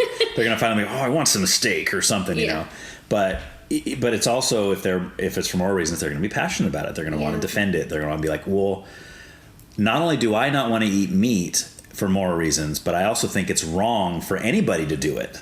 So therefore, when you see people doing it, you're like, what do you do? What are you, murderer? You're a murderer. And it's like you go nuts. And that's what I used to do. I was a crazy guy. And I've never been like that, I think. Yeah. Probably. Well, because you still eat chicken, so you don't really have a case anyway. True story. True story. Yeah. But chickens are so stupid. They're objectively so dumb. They are, yeah. You know what I mean? Yeah. Like, do they feel, and do I feel bad about eating Yeah. the chicken? Yes. Yeah. And if I could, like, with my willpower and with the amount of resources that I'm willing to put into feeding myself, if I could be a vegan, I would be a vegan. Yeah. But I would be incredibly malnutritioned. Yeah. And I just, like... Yeah. I'm too lazy for that. That's harder to do because you have to make sure you're getting all your protein and stuff. Yes. But see, like when I was a vegetarian, I believed in veganism. I didn't want to give up cheese. Cheese so is I felt hard. like a hypocrite. I was like, because, people in the circles, they would say meat is murder, dairy is rape, is what they would say, right? You're stealing the milk from that cow that's supposed to go to its babies, right? This is the story they would I don't believe this really because when you really research that, you realize that cows produce way more milk than is even their baby would die if they ate all that. I mean, they could feed all the babies in that whole farm and still have way more milk left over. Yeah. And that makes me think, well, I think they were designed to give people milk also. I mean, obviously, or else there wouldn't be very much milk. There'd be just enough for the few calves that they birth, So Well, I mean, it makes sense. Cows are domesticated. It's like a thing. We chose that. Yeah. Yeah. But only the black and white ones. So we take the white ones with the black spots and we say, those are dairy cows, right? Those are the ones that are going to do milk. The brown ones and the black ones, that's ribeye, right? Is that really it? Yeah. Have you ever been to a dairy? No. They're like all black and white cows. They're all spotted. No. Those are the dairy cows. I thought there were some dairy cows here. I don't know. Are they not dairy, like the ones that we see in the hills? Are they not dairy cows? I don't know. Okay. But you're right. I don't see any black and white spotted ones in the hills usually, right? Yeah. They're always all brown or all Are black. they all gonna die? No, not necessarily.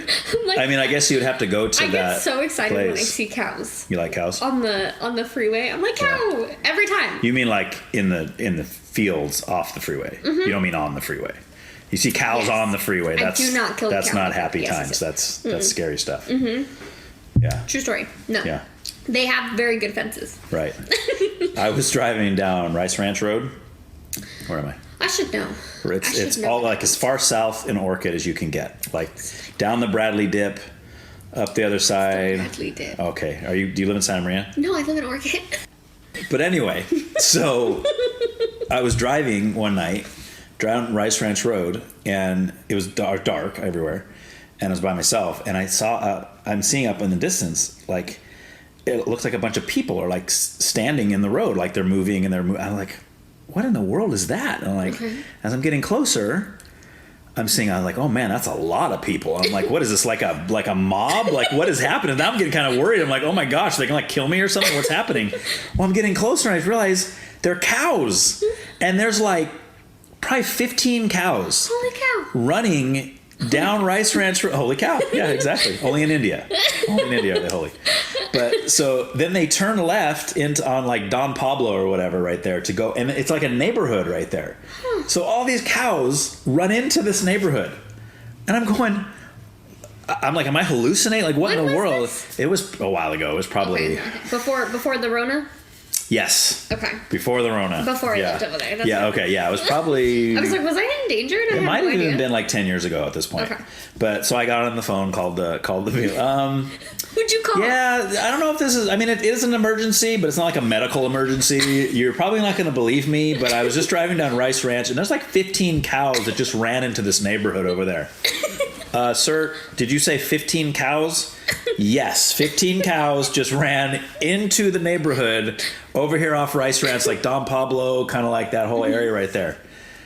Oh, okay, sir. I don't know if Did they you said... call 911? Yeah. Oh, okay. Yeah, because I didn't know off the top of my head, like I didn't know like the non-emergency line or whatever. I just called, but I was be sure to let them know, hey, look, this isn't, because I always say, what's your emergency? Well, it's not really. Nobody's dying yet. Yeah. But there are a bunch of cows running through a neighborhood. I thought you want to know about it. She's like, okay, I'll call animal control. So you're gonna, I have to call the SWAT team version of animal control, because they're gonna have to do some serious work over there. Whose cows are these? Yeah, I mean, well, because there's all the fields over there too. I'm assuming they just broke. Because you were talking about strong fences, and I was like, they got out somehow. So some farmers. They're too stupid to not go into the street. Yeah. Cows. Yeah. Cows are low-key kind of dumb. I know, yeah. They're cute, though. See, I like... People say cows aren't cute. I think you go over to Avila Barn, and they have those cows you can pet. I love cows. Yeah. I mean, I think skunks are cute. Like, I think possums are cute. I do, too. They're so stinking cute. Yeah. Even when they go the little... they're so adorable. Yeah, I wouldn't want to pet one, but you know. I would. I don't think they carry rabies. I still wouldn't want to pet one. I'm pretty sure that they don't. Rabies or no rabies, I wouldn't want them biting me. It's fine. That would hurt. It's fine. That's fine. That's good. I can take it. That's all right. Yeah, it's worth it. It's worth the quick pet, you know. I think they know that I love them. Yeah. I think they can feel it in their soul. You think so? No. Well, and then what's an animal you think is not cute? It's really tough. Birds? Chickens? No, I like birds. I like chickens. Vultures? How about those California condors? Those things are ugly. Why did we save all those? Those were endangered, and now they're not anymore. And you go to the zoo and you see them, and you're like, ugh. Still kind of I think God was trying to get rid of those. What are we doing? We messed that one up. Yeah. That one was supposed to go extinct, and we're like, no. Oh, no, I have it. I don't like centipedes and millipedes. Nothing should have that many feet. Well, that's bugs. So, Are they not animals? I don't know. Does that count? Yes. Animal, vegetable, mineral, right? Yeah, I guess they'd be an animal. Does everything fall into one of those three categories, technically? Does it? Probably. Well, I think instead of vegetable, you should call it fruit, because there's or plants. Everything's really a fruit. Everything's a fruit. See, okay. Pretty much. Okay, now we have to talk about this, okay? Okay. There's a lot of people that say, some of them call themselves scientists, and they say that tomatoes are a fruit. Yes. So I have a litmus test that I do to say whether or not something's a fruit or not. Okay. If you would put it on your cereal, it's a fruit. If you would not, it's not a fruit. See, here's the thing. I think that vegetable is like a made up category that is not really necessary. Everything's fruit to you. Yes, but like fruit doesn't change how I would or would not eat it in my mind. It's just like everything. There's no category. There's no other. If you take us out of the equation, like the plants alone, there's no place for you to put something that wouldn't work for it to be a fruit. How do I explain? You're gonna have to break that down for me. I know that was really bad. Yeah. Like, if you don't think about what you would like to eat it with, whether it's like savory or not savory, et cetera, like they all are just plants that keep growing. They need to have like a seed or something that they grow from. Yeah. They reproduce. Yeah, they reproduce. Yeah. And like they all do it. I shouldn't say they all do it the same way, but like there's like the 3 different ways that they do it.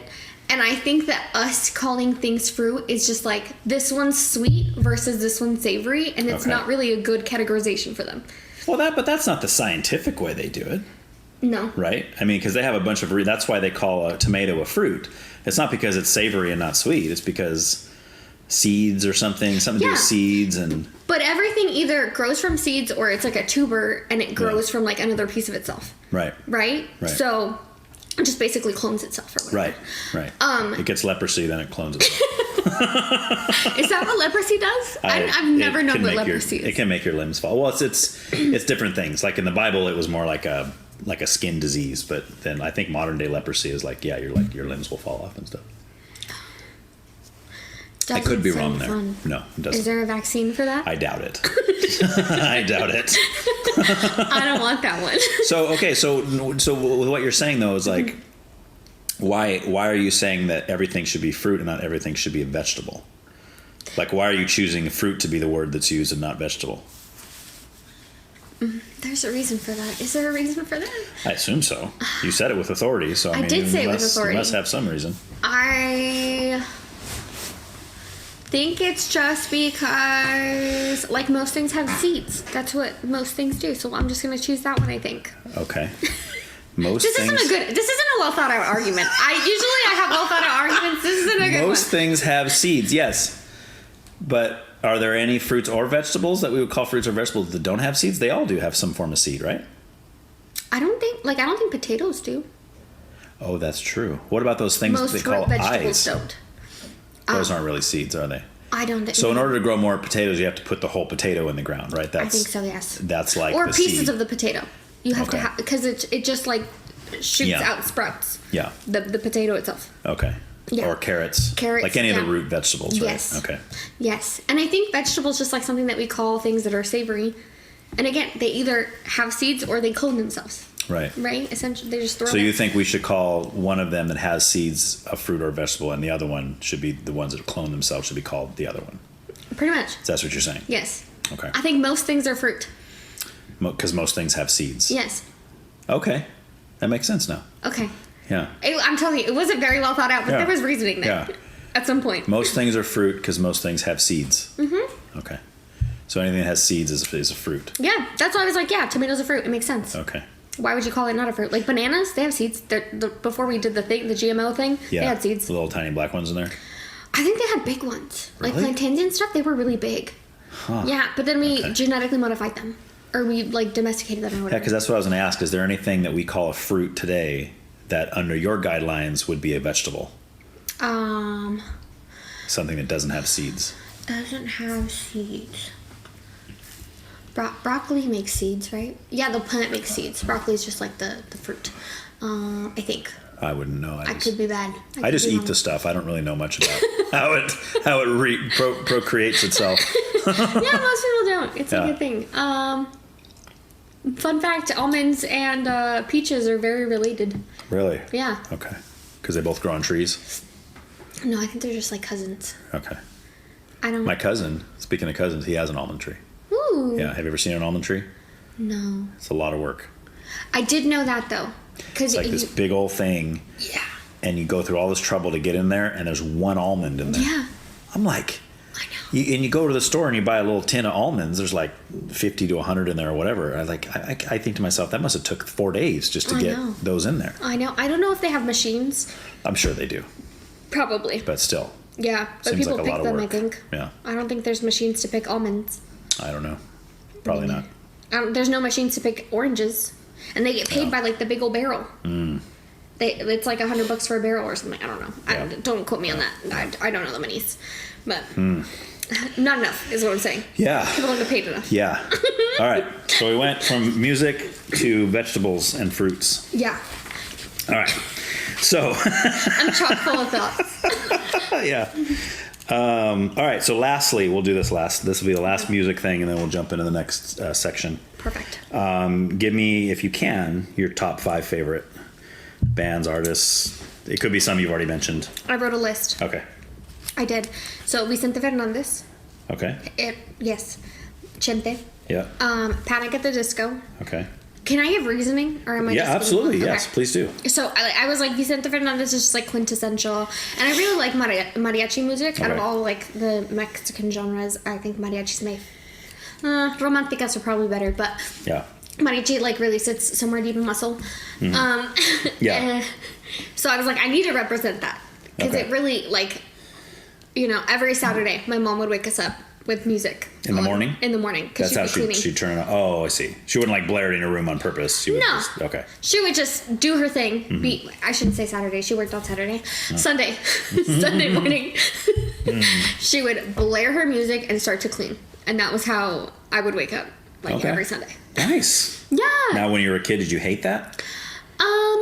A little bit. Okay. It depended on the day. Okay. If I decided to be real smart and stay up until like 2 a.m, just like playing on my phone or something, wouldn't be the best time Yeah. to wake up that way. But Do you have since you before you continue, I wanted to ask, do you have a lot of siblings? I just have 2. I have Two. a younger sister and a younger brother in that order. Okay. So you're the oldest. Yes. Okay. Gotcha. I know. It means a lot or whatever. Yeah, it does. It really changes Means you're your the life. most responsible. You're 100%. the most trustworthy, mature. Yeah.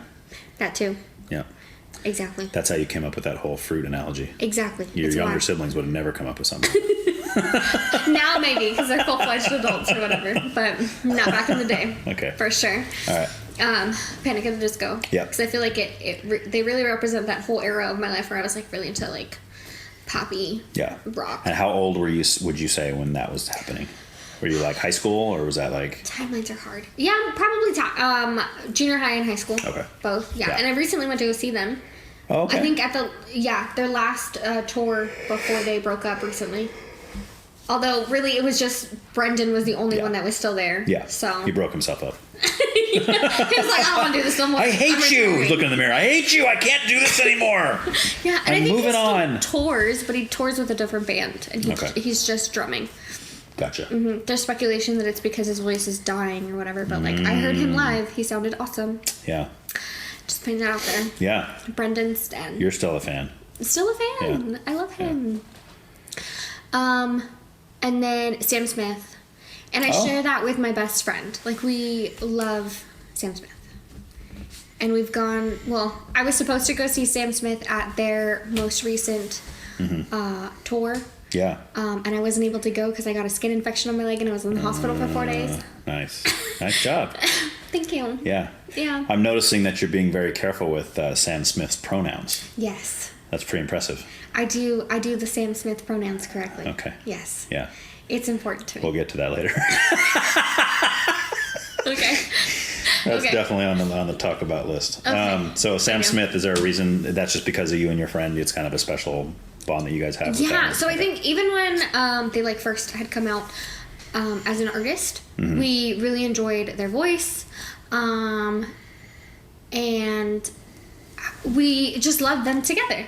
So it was, we went to one of their concerts and then we were like, we loved it, I want to go again, and we thought about going to it again in LA, the same tour.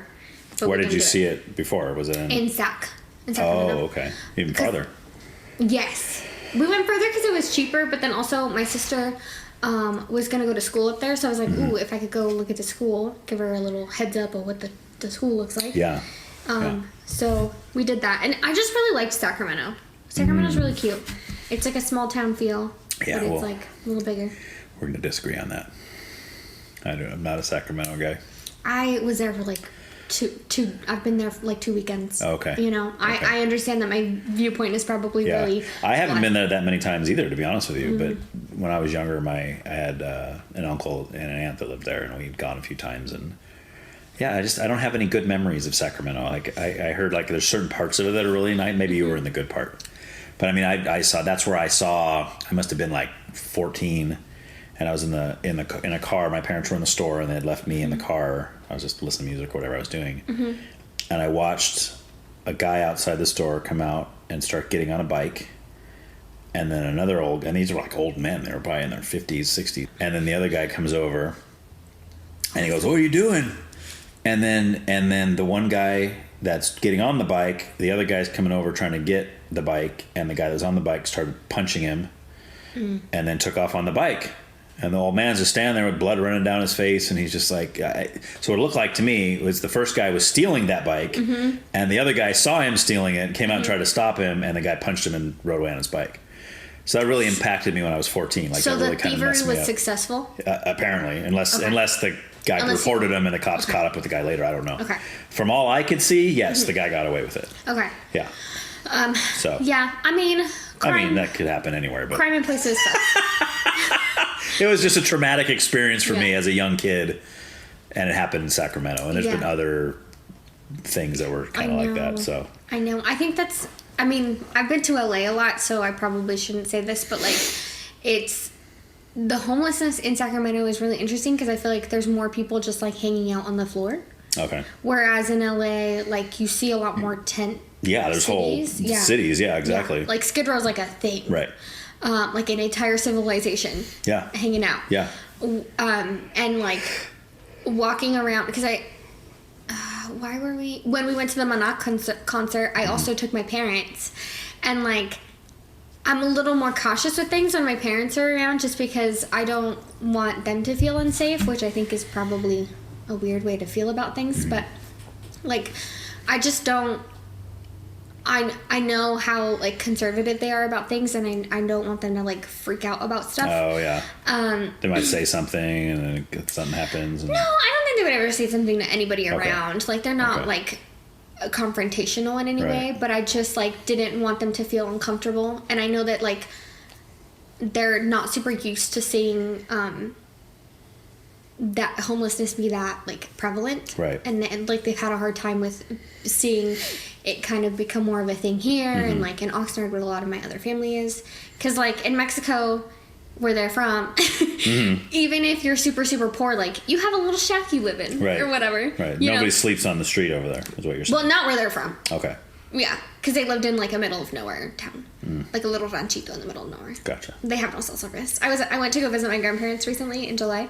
In Mexico? Yes. Okay.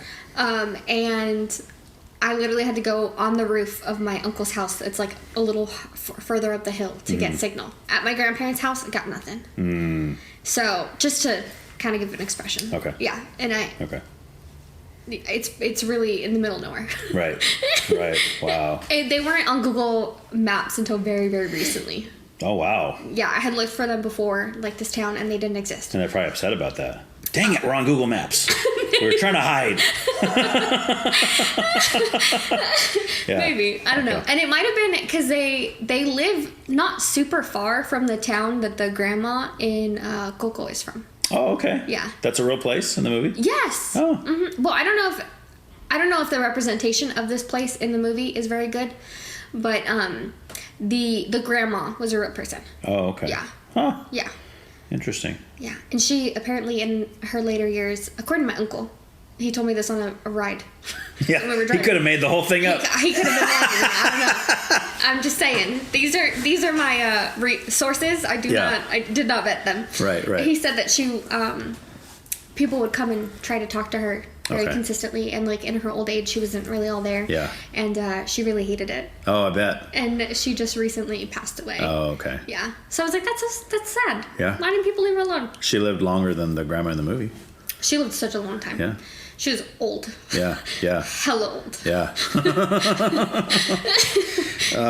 that's like a thing. People live so long over there. Right. Like I remember the first time we went, there was an old guy walking around, and my mom was like, "Yeah, that dude must be like 100 and something now." Yeah. Because he was like the old man of the town. Right. Right. And then the old wise man has all the wisdom. I don't know. She didn't seem like she wanted to talk to him, so I don't know. Or maybe it's the old crazy man. Probably lost his mind. I think we all lose our minds at some point. Yeah, true. It's kind of how we die, right? All right, so we got to 3. We got Vicente Fernandez, Panic at the Disco, Sam Smith. Ooh, and then I was like, I have to put something on there that isn't as like poppy, like mainstream. Yeah.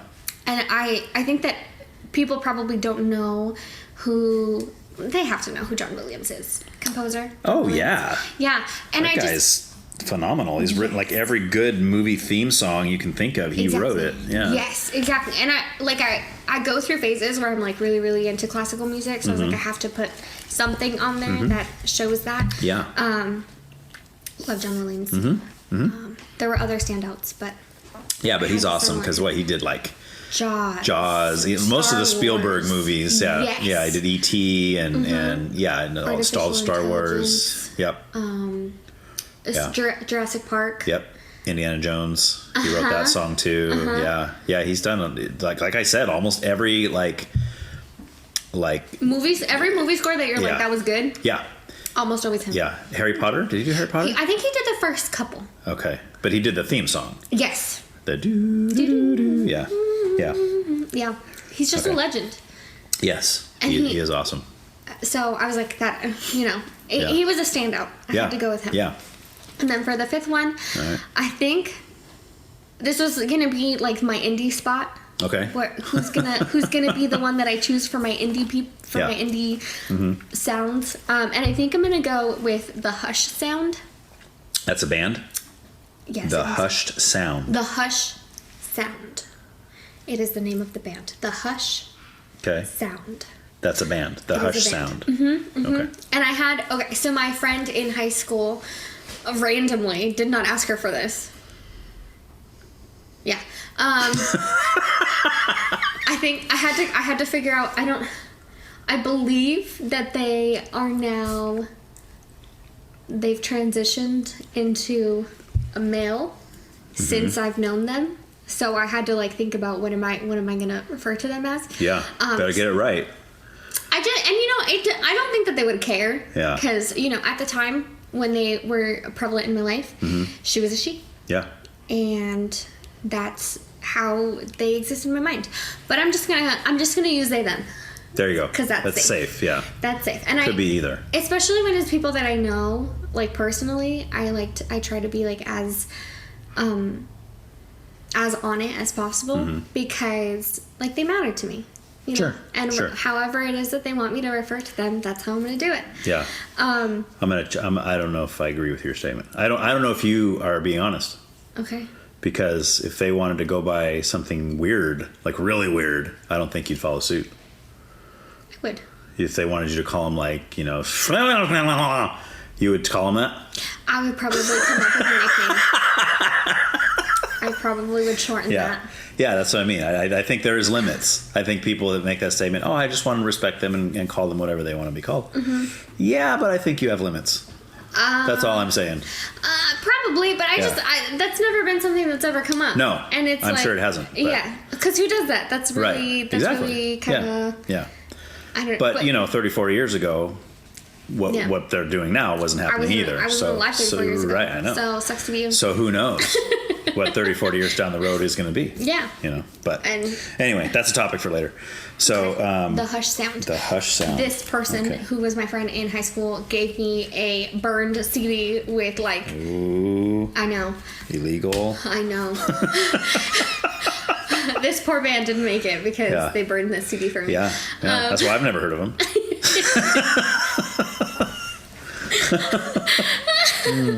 Yeah, but and then the best part was that I didn't know the names of any of their songs. Okay. And I think they told me what the name of the band was, but I didn't know the name of any of the songs. So on all the burned CD, I just like came up with names for them. Oh, you made up your own names. Yeah. Okay. Because I just had to rename them. I was like, I don't know which song is which. Yeah. And sometimes they get scrambled, you know? Right. So see, this plays into the whole pronouns thing. You're making up names and you're saying this all fit. This is perfect. You're just fitting it all together without even realizing it. I think so. Yeah. You're a genius. I am. It's good. It's good for people to know this. I am a genius. I will stand by that statement more than any other statement in the world. Well, there you go. All right. So lastly, if you can, give me 2 or 3 songs from each of these 5 that you've given me. From each of these? Can you? 2 or 3? The names? Yeah. If not, we'll talk later and you can look them up and send it to me. Text them to me or something. I'll do that. Okay. All right, so we'll do that. Because there's no way. Yeah. I'm just so bad with names. It's really insane. Yeah. And you don't need more John Williams songs. Yeah. Oh, yeah, we did talk about quite a few of those. That's true. But some of the other ones for sure. All right, politics. What do you think? You a political person? Do you hide your head in the sand? Are you more of a whatever's kind of guy? You look like a Trump fan. You look like a MAGA hat wearing kind of person. I think I hate you now. Yeah.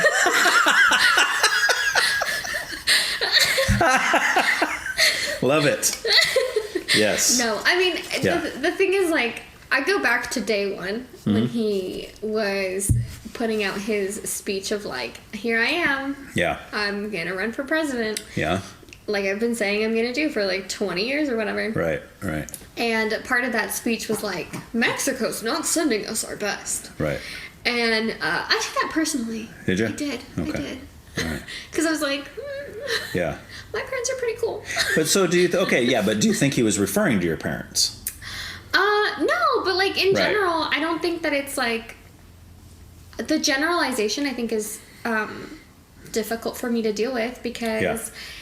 I don't think most of the people who go through everything to like end up over here are murderers and rapists. People. Yeah. Right. And I don't. Okay, so I need to preface this too because I'm going to say some things that are like make it sound like I'm some kind of Trump supporter. I'm not a Trump supporter. I don't like the guy as a person.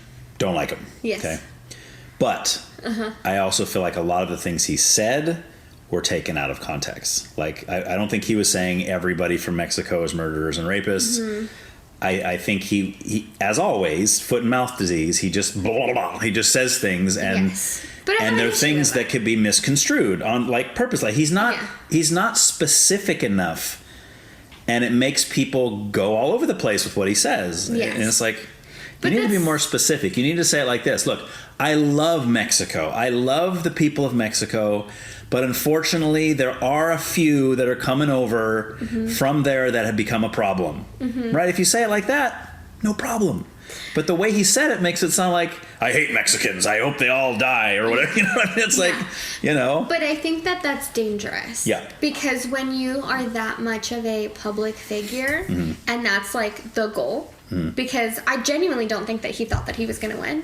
The first time. I don't think anybody did. I don't even think the people that voted for him thought he was going to win. Yeah, exactly. It was just like a shock for everybody. Like, wait, what? What? Yeah. Donald Trump, really? Yeah. And then, I mean, you can make an argument for he didn't actually win because the popular vote, but whatever.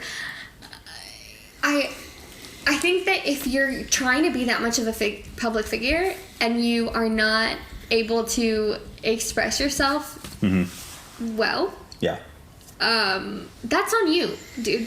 Like, no, I agree. Let's not suck as much. Right.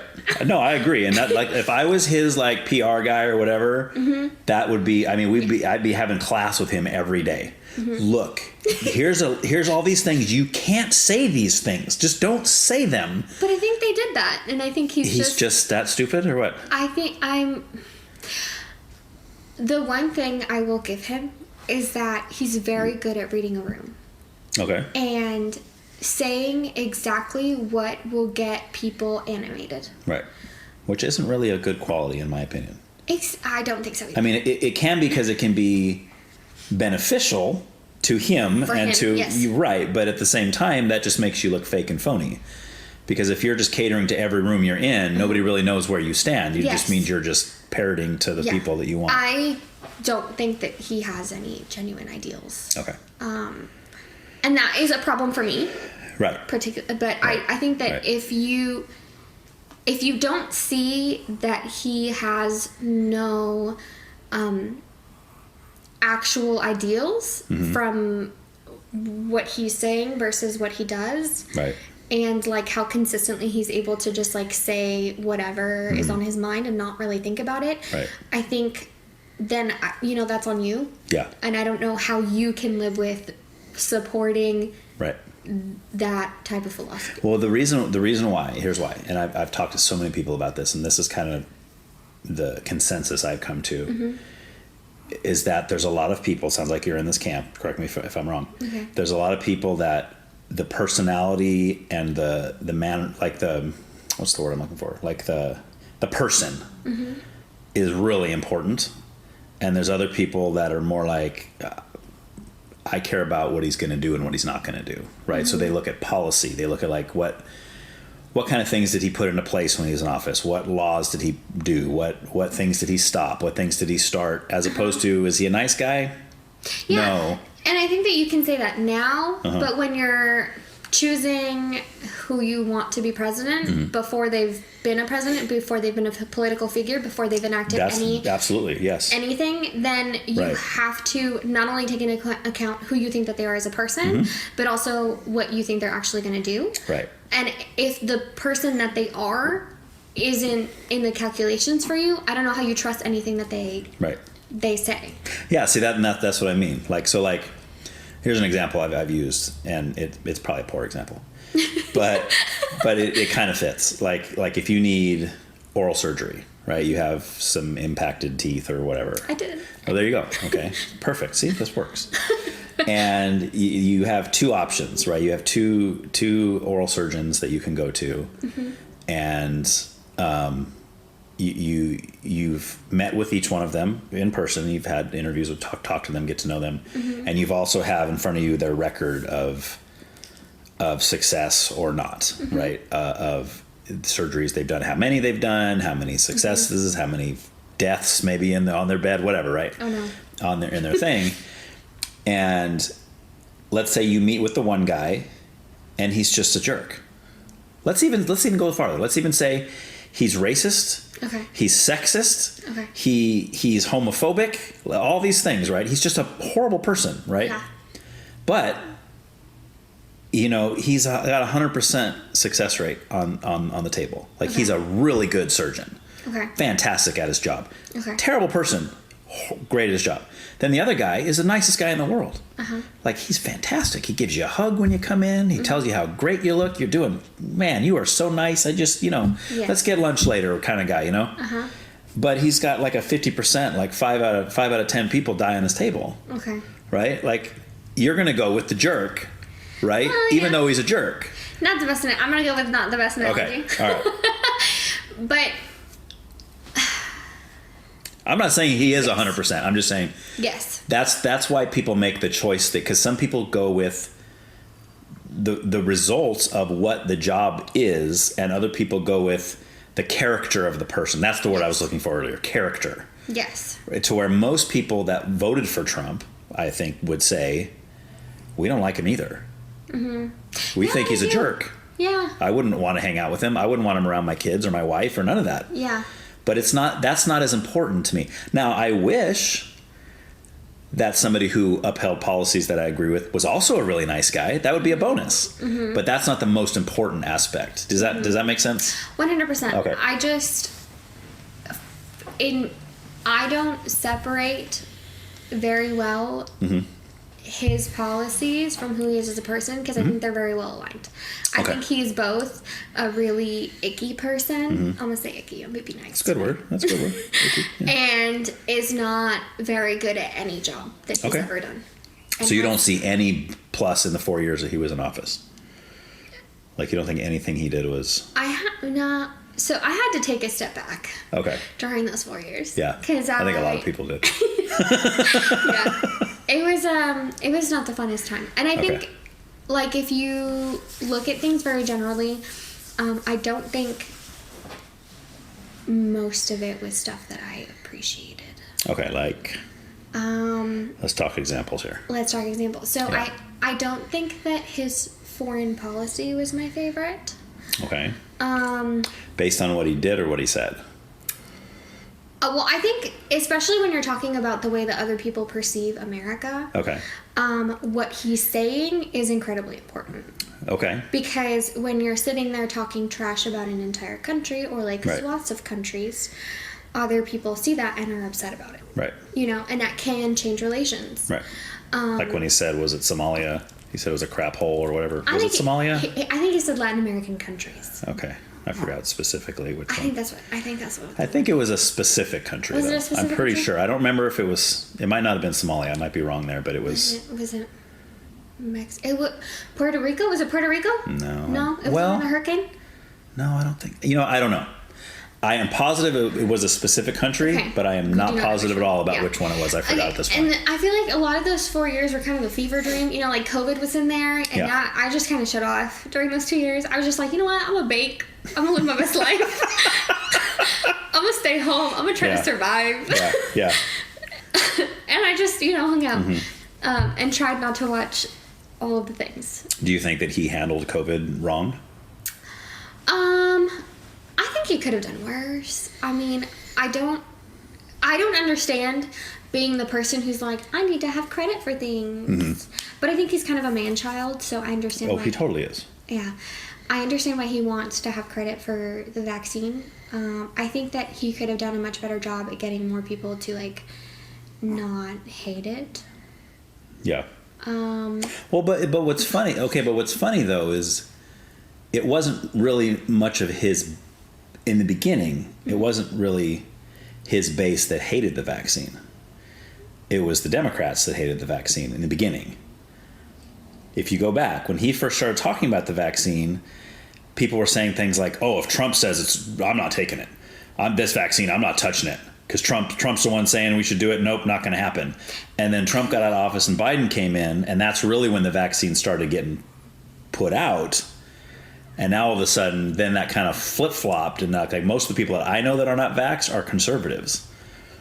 And they're the ones that are saying there's all these problems with the vaccine, and they're the ones that are saying that I don't necessarily believe all this, but they're the ones that would say like the 5G. Yeah, all these people, all these 18-year-olds that are dropping over dead on the football field, whatever.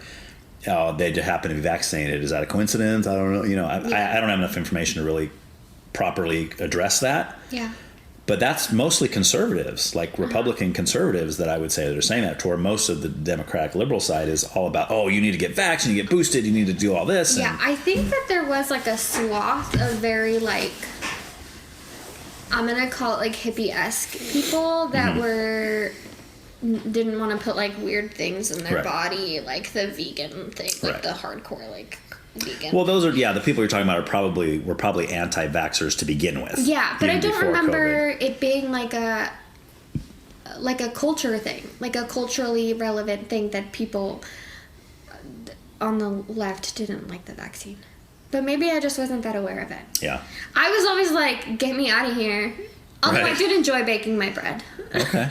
I did enjoy baking. So you were pretty scared of COVID and in the beginning or the whole time, or? I mean, I just was like, I'm down to stay home for as long. Like when we thought it was just going to be the 2 weeks, I was like, I'm down to stay home. 2 weeks to slow the spread. 3 years later. Oh, okay. Yeah. When I was like, it's 2 weeks. All right, I'm chill. My mom went out, bought a whole bunch of food. Okay. And we all hunkered down. Okay. I think the only, my dad was still going to work, but he wasn't really, exposing himself to people. Yeah. That's not a good... That didn't sound right. Yeah. Hopefully he's never exposing himself to people. Hopefully not. Yeah, you can get arrested for that these days. Yeah. He wasn't exposed to a lot of people. Right. Is that better? He had a job, though, where he was not around a lot of people, is what you're saying. Not necessarily. Okay. Yeah. Or if he was, it was outside. Okay. And then, I was just doing virtual work. And kindergartners learn really well virtually, just so we know. So were you teaching them? I was an instructional assistant. Okay. Yeah. So you were teaching through a Zoom? Yeah. Okay. Teaching with air quotes. So you're saying that was a productive thing for them? Oh, so productive. Because there's a lot of people that say no. This is sarcasm. Oh, you're being sarcastic. Okay. Because I was going to say, the general consensus is that was really bad for kids. So bad. Okay. So bad. Boy, that's pretty good. If you can pull sarcasm off and make me believe it, that's really impressive. So you get high points for that. I feel like I just did it really bad. Yeah. That made me feel insecure about the sarcasm. Oh, man. It wasn't enough. I wasn't putting it out there. No, it was really bad. The kindergartners don't do well on screens. No. Just so their attention span isn't big enough. Yeah, as is in a classroom, it's hard enough to keep their attention on track. Although my kindergartners were always like, we got it together. Okay. They had I worked with really amazing teachers. Okay. And I mean, if I'm gonna toot my own horn a little bit, I was a good aid. Nice. So nice. It was all because of you. Those teachers were like, I don't know what we would do. We would be these kids would be a mess. They did cry. Oh, okay. Well, that's good. That makes you feel good. It did, but I also felt really bad. Yeah. And the teachers that I worked with were so awesome. I loved them. Yeah. And I hated leaving them. Okay. And I hated leaving the little kiddos. But yeah.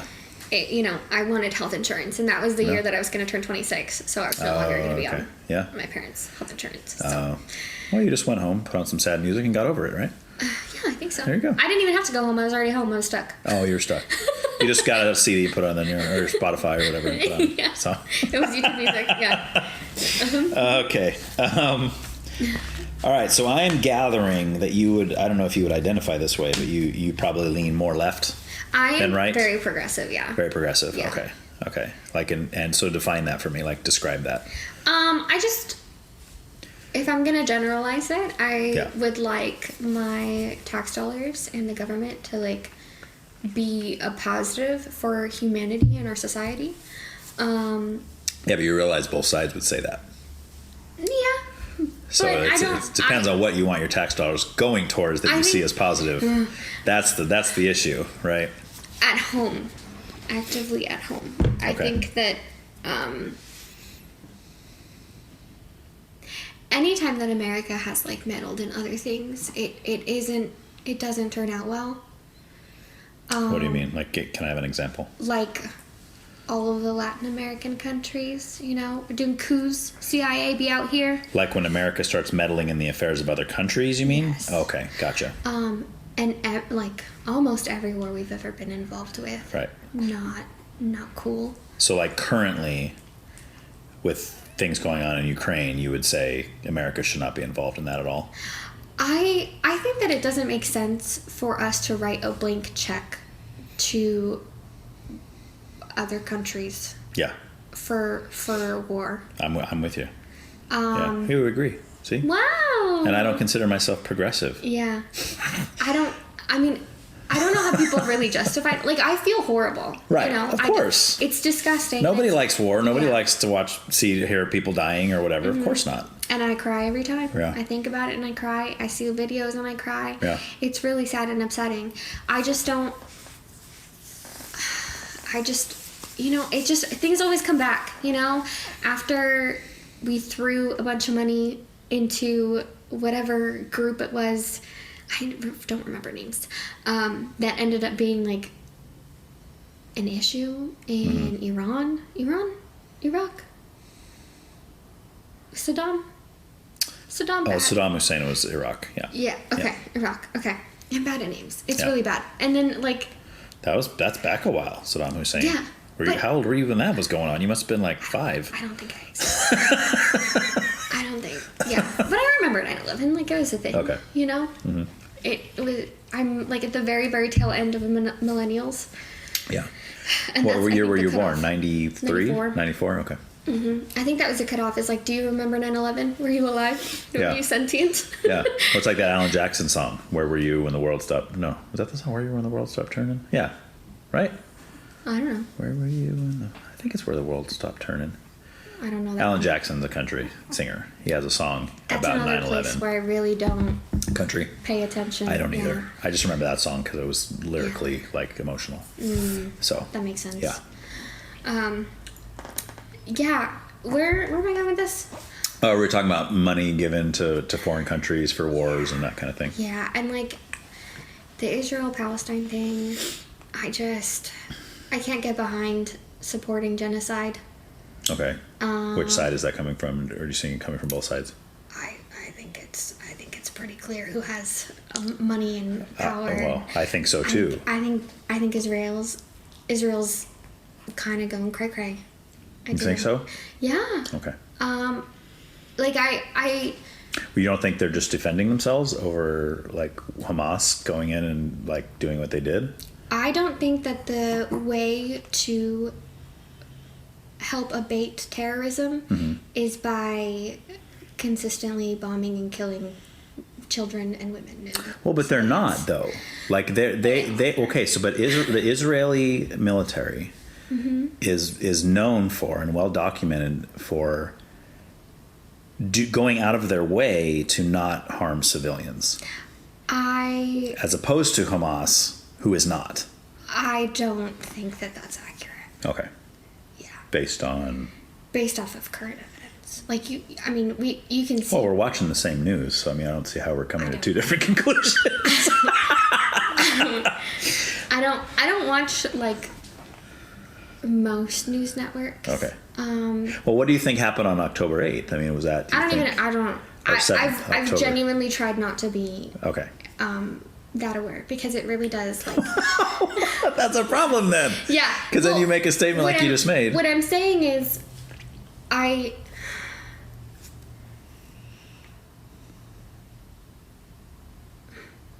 when you're seeing videos and like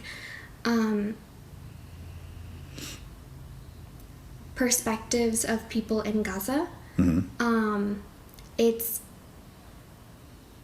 and you see like the really savage way that I shouldn't say savage. I just I struggle because I really do struggle with seeing people in pain and like yes. I think most people do. Right. Displaced and all these things. And I've always struggled with being able to say that defending yourself from terrorists is a good reason to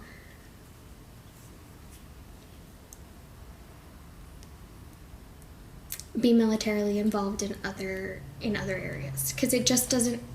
I don't think it ever ends well. Okay. I don't think I've ever seen it end well. Right. I don't know where the end. I don't see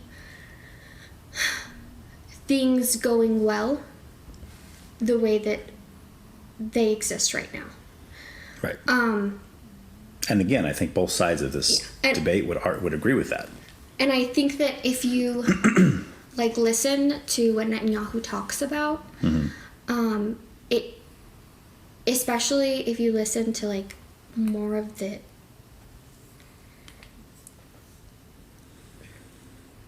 talks in like Hebrew and where he's not doing things for other countries, it feels very like we're trying to get rid of everyone. Well, I think he would admit that. Not everyone. He wouldn't say that. He would say Hamas.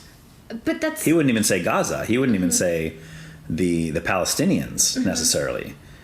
It's because in his mind, at least from what I'm seeing, it's Hamas that did what they did to Israel in early October. It wasn't a bunch of Palestinian civilians, or, I mean, because I would say there's Palestinians. There's nothing wrong. They're fantastic. Sure, they're great, awesome, But that wasn't what we saw happen, right? So I mean, I guess let me put it this way. So if this will be a hypothetical, because we're having conflicting kind of viewpoints of the news that we're seeing. So let's just say, hypothetically, that Hamas in early October went over to Israel in one day and was raping women, raping children, killing children in civilian areas. Like, they weren't attacking military base. They were specifically targeting the most vulnerable of the Israeli population. Now, if that happened, hypothetically, again, if that happened, do you believe that Israel has a right to retaliate, or do you think that they should just allow that to happen?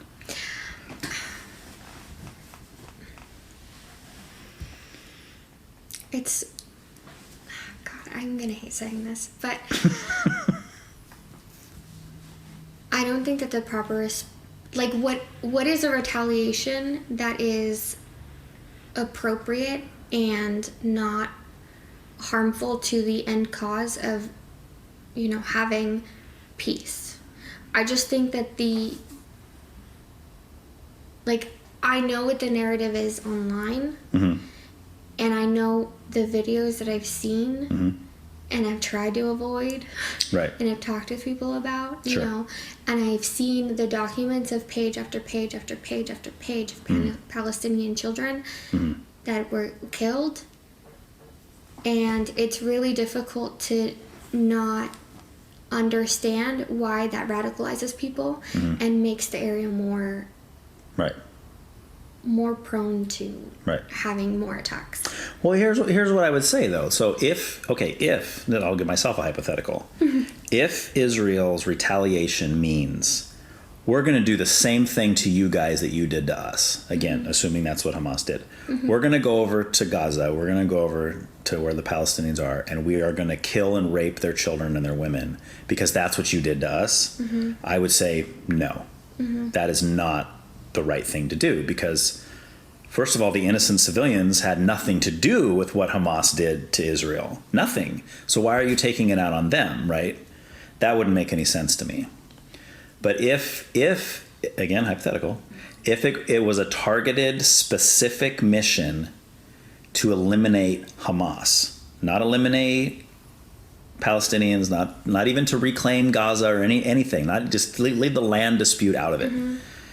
It was simply to get rid of a terrorist organization that caused terrible harm on their people, on their side over there. And what if the only way to do that was with some civilian casualty?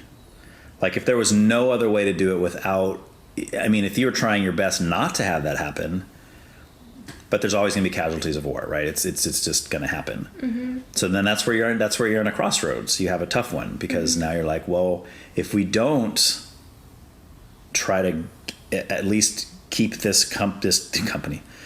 group at bay, they're just going to keep doing this to us, and they keep killing us. They're going to keep raping our women and killing our children. So something has to happen, but we don't want to harm anybody else other than this group.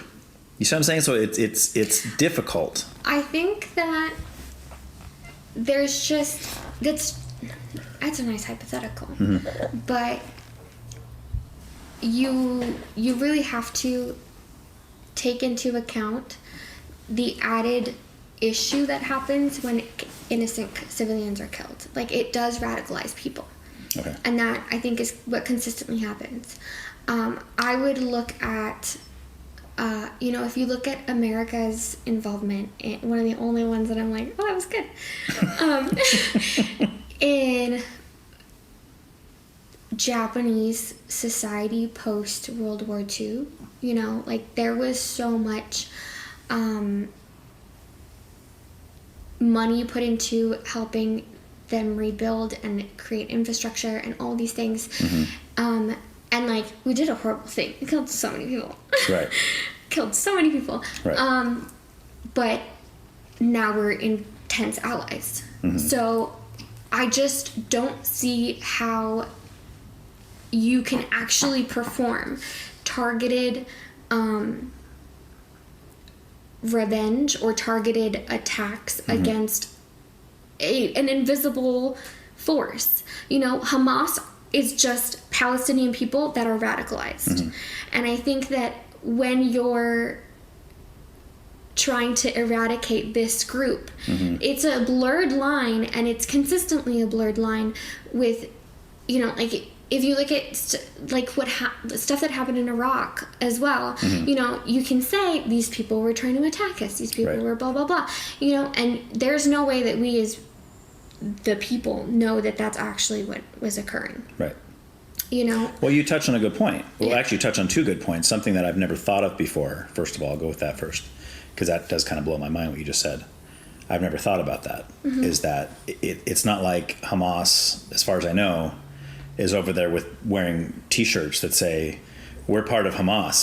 You know what I mean? So, yes, to go over there and try to target somebody that looks like everybody else is almost a fool's errand. Like, how are you going to do that? You'd have to have some really good intel, really good ways, which they may or may not have. I have no idea. I'm not over there. But the other point you bring up, which is extremely important, is what we're seeing. Right? Like what we're being told, and that's where you get into media bias and you get into all of that. And I think most of America, right, left, conservative, liberal, doesn't matter, we're very untrusting of the media at this point, because we've seen over and over again, whether it was COVID, whether it was whatever, like anything, you name it, the political realm with the elections, everything else. Like they are telling us half of a story. From either side, because they want us to believe their side of the story. And I think, to me, I've said this many times, if someone came up recently, or let's say for the 2024 elections, and their whole platform to run for president was, my main plan is to eliminate media bias. My main plan is to jail anybody, any news company that it's been proven that they are presenting a half truth. They're biased. They're showing a skewed view of something to promote an agenda. And he's like, I'm getting rid of all that. I'd be like, I'm voting for you. Because I think it is such a problem, because so many people, again, on both sides of the fence, believe the wrong things because they're being told the wrong things. And they might go with whatever sounds right to them, and just because something sounds right to me doesn't mean it's right. You know what I'm saying? Like, I think we need to have all of the truth and then make up our minds based on the truth. But it's hard to do that when you're not being given the truth. Because back to Israel conflict, we're not over there. I don't know. I'm not there. I'm not a citizen of either one of those places. I don't have firsthand experience. None of my family members has been killed on either side of that. I have no clue. I don't, so. And that's what makes me feel really, uneasy about being okay with supporting, as a country, not me, myself. Because I'm like, my opinion is incredibly inconsequential. Who cares what I think? I do. That's why I have you here. Wow, thanks. I'm uneasy as a citizen to be okay with the country supporting a specific side, because I don't think that my information is necessarily 100% accurate. Right. You know? And I think Right. that if you don't go into situations like these, and even watching the news, understanding that there is bias and that you are being fed propaganda, right, exactly. then it's hard to make up your mind because you don't know. And you know, like if you do have accurate, truthful information, maybe I would have a better feeling about like having a specific side.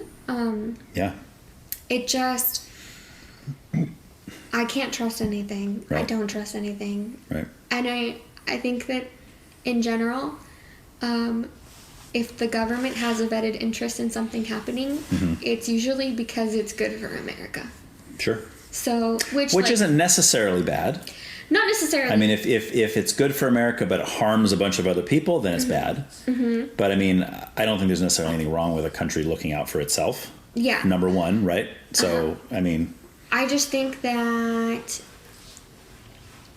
there's a lot of examples, again, in Latin America, of America's interests not necessarily aligning with people having better lives for themselves. Right. Yeah. And then I think we kind of are dealing with the consequences of that here more. So if we want to pop into immigration again. Yeah, sure. I don't. Oh, okay. We don't have to. Yeah. Let's not then. Let's bounce. I want to bounce to... first of all, I want to ask this. I wrote this down before we bounce into the pronouns. So you mentioned about the popular vote versus the electoral vote. Yes. Where Hillary won the popular vote. Yes. Do you think we should have popular vote over electoral? Like, do you think that that's a change that should happen? I'm gonna go with yes. Okay. I think it's a more fair way of voting people in. And you realize that if we switch that tomorrow, Trump's in 2024. Life sucks. At least assuming the polls stay what they are now. Anyway. Yeah. You know, so I'm going to stick with it. I'm not going to say that I don't think that that's true. Because I genuinely do think that if you truly believe in democracy, you have to be okay with other people not thinking that the thing that you think it should be what we do. Yeah. And, you know, you have to be able to make a better argument. I think that a lot of the issues that exist stem from people not being very educated. Yeah. And not even just like about specific things, but I think that, and speaking as somebody who's like kind of in education, I'm going to call it that. Yeah. You know, it's hard to learn critical thinking skills, and I don't think that a lot of people do. Yeah. And, you know, if that was something that people focused on more in their education, maybe I would feel better about how a lot of other people in this country think. Sure. But I think a problem I see, and you're in this field, so maybe you know better than me. I'm sure you know better than I do.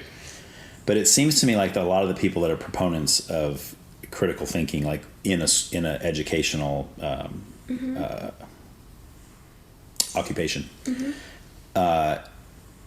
they say that, and I would, in words, I'd be like, oh yeah, absolutely. Present both sides of every issue and let young people make up their own minds. Critical thinking, no brainwashing, no indoctrination, just, present both sides in truth of each side. But that doesn't seem to be what happens. It seems to be basically just indoctrination from the other side. It's like, well, no, you need to think more critically, and when you do that, you'll realize that Trump's a jerk.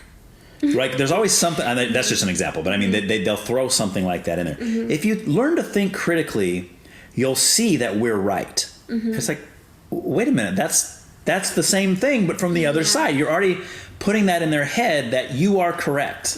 You see what I'm saying? So it's, I don't know, it's just... I'm very careful about not talking about my opinion in things. Mm-hmm. I try not to put my opinion into Yeah. things because kids will ask me questions. You know, they're curious little beings. Yeah. And I will answer them or I will ask them questions because I take that very seriously. I do not think that I should indoctrinate kids. I do not think that I should give them my opinion about things. I do not think that any educator should. Right. Because I think that you do them a disservice of taking their choice away from things and taking their thought processes away from them. And I would argue that if you genuinely think that you have the best ideas, then you should be able to argue that without giving your opinion. Without giving your opinion to, like, people that are very easily swayed. Right. That are not necessarily, like, mature enough to understand. Vulnerable. Yes, vulnerable. Yes, absolutely, especially with young kids. And that's what I'm seeing as I think it's and they know that, right? Like that's an age you can get them when they're gonna, they're impressionable. It's just true. That's what you see that in other countries too. That's when if we can get them when they're young. And like the kind of Nazi mentality, if we can Nazism them when they're 5 or 6, then by the time they're in fighting age, hey, we got them. We got them mentally, right? And now we can use them for our agenda. Yeah. I'm not saying anything on that grand of a scale here in America. I mean, at least not firsthand, but but no, I think people struggle with just like getting kids to even care remotely about history and stuff. Well, but they're also teaching that history is wrong. So on one hand, you have these history books that talk about, let's use Columbus, perfect example. Oh, Christopher Columbus came over and he found this and he did this and he's great. Let's have a day to celebrate Columbus. And then you have this whole other side that says, screw Columbus. He's a racist jerk, fascist, whatever, blah, blah, blah. He came over and he raped and murdered Indians and like there's this whole like other side of it. We shouldn't celebrate Columbus Day. And it's like, so I think kids get confused, I don't know. I mean, I think that I would argue that not talking about genocide in America when Columbus did not discover America because people already lived here isn't like brainwashing. It's like an accurate viewpoint of history. He did. I don't think anybody's claiming that he discovered it in the sense of like nobody was ever there before. That's how it was taught to me. Really? It was like, yeah, he discovered America. They didn't say anything about the Indians that were there? I mean, they said that, but it was like that was the viewpoint. It was like Columbus came to America and he discovered it for white people. Right. I doubt that's how it was worded. No, maybe that's what you heard. But again, it's definitely not that way. 29-year-old me. Right. Giving that. Right. Exactly. But it's but that's new, quote unquote, information. That wasn't a historical thing until recently. But I think that that's an example of history not being taught properly. Okay. And being essentially whitewashed. So what we're saying then is for hundreds of years, all the history books have been wrong, and all these teachers have been banding together to somehow hide the fact that really this true story of Columbus was a totally different story. And just now in 20 whatever, we've decided, okay, guys, we got to finally come clean with this. All right, here's the real story of Columbus. No. And it's like this new epiphany that everybody has all of a sudden. It just seems weird to me. I think that your perspective on events can change. I think that you can say the exact same thing and still talk about it from a specific viewpoint. And I think that's what happened. Yes. I don't think that it's wrong to change the way that you explain things. I don't either. But my question is, why do we just now start doing that? Why? Yes. I don't know. That's a good question. Like, why now? Why in the last 10, 15 years did we just decide to start teaching it that way and to change our opinion on it? Like, what happened that made us decide that? I don't know. Yeah. I don't know either. I don't know. I'm going to go with because more brown people live here. I don't know. Yeah. That was a joke. Yeah. It wasn't funny, but it was funny. Oh. Okay. All right. We're going to jump. Okay. To this will be the last. I don't jump very well. We're jumping. I'm not athletic. We are jumping. This will be the last thing we kind of touch on for politics, and then we'll get into spirituality. Okay. So we've talked about this a few times, the pronouns, the trans thing. This is a topic that's come up a lot on this show before, obviously, and people have asked me, Ryan, why do you always talk about that? Why are you talking? Well, first of all, I don't always bring it up, first of all. Secondly, it's the same reason you see it a lot in the news right now, because it's a big topic right now in our country. It's something that's, I don't want to say it's new, because I know the idea of a trans person is not something that just happened yesterday. Yeah. But the volume of it in the last couple of years is massive compared to what it used to be. Like, there's a lot more talk about it. There's things happening in locker rooms and in sports and in all this stuff happening. Pronouns. This is all new, right? This wasn't happening 20 years ago, right? So I mean, it's, well, if you say so, I don't know. I was 9. Well, yeah, it wasn't. not at this scale, anyway, right? Even though you were 9, yes. So I guess yeah. Just kind of. I guess I'll just bounce off of you. You kind of you tell me your thoughts on just the trans thing. You can go wherever you want with it. Okay.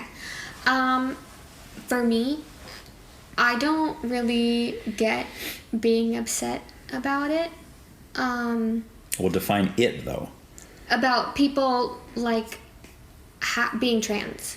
Okay. Yeah. Do you think there's a lot of people that are upset about people being trans?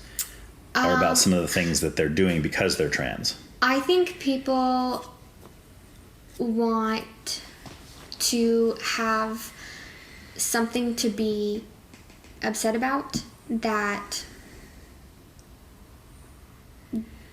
is like a culture war issue. Okay.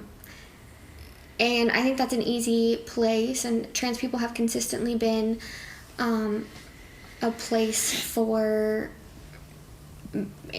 placed anger.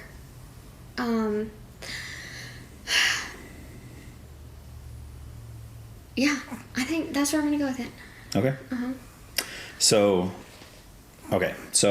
I would say that I can't speak for everybody, but I know that a lot of people that I know that kind of have my same stance on the whole issue is that I don't have any problem at all with someone who chooses to live their life that way.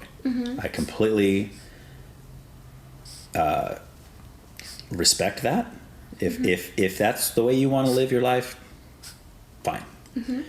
My only problem is when it comes into my life and I'm being told, yes, but Ryan, you also have to live that way.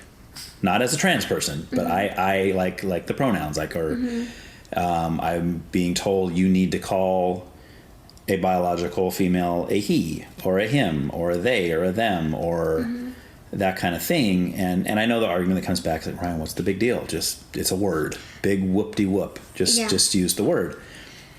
But I don't have a problem if, if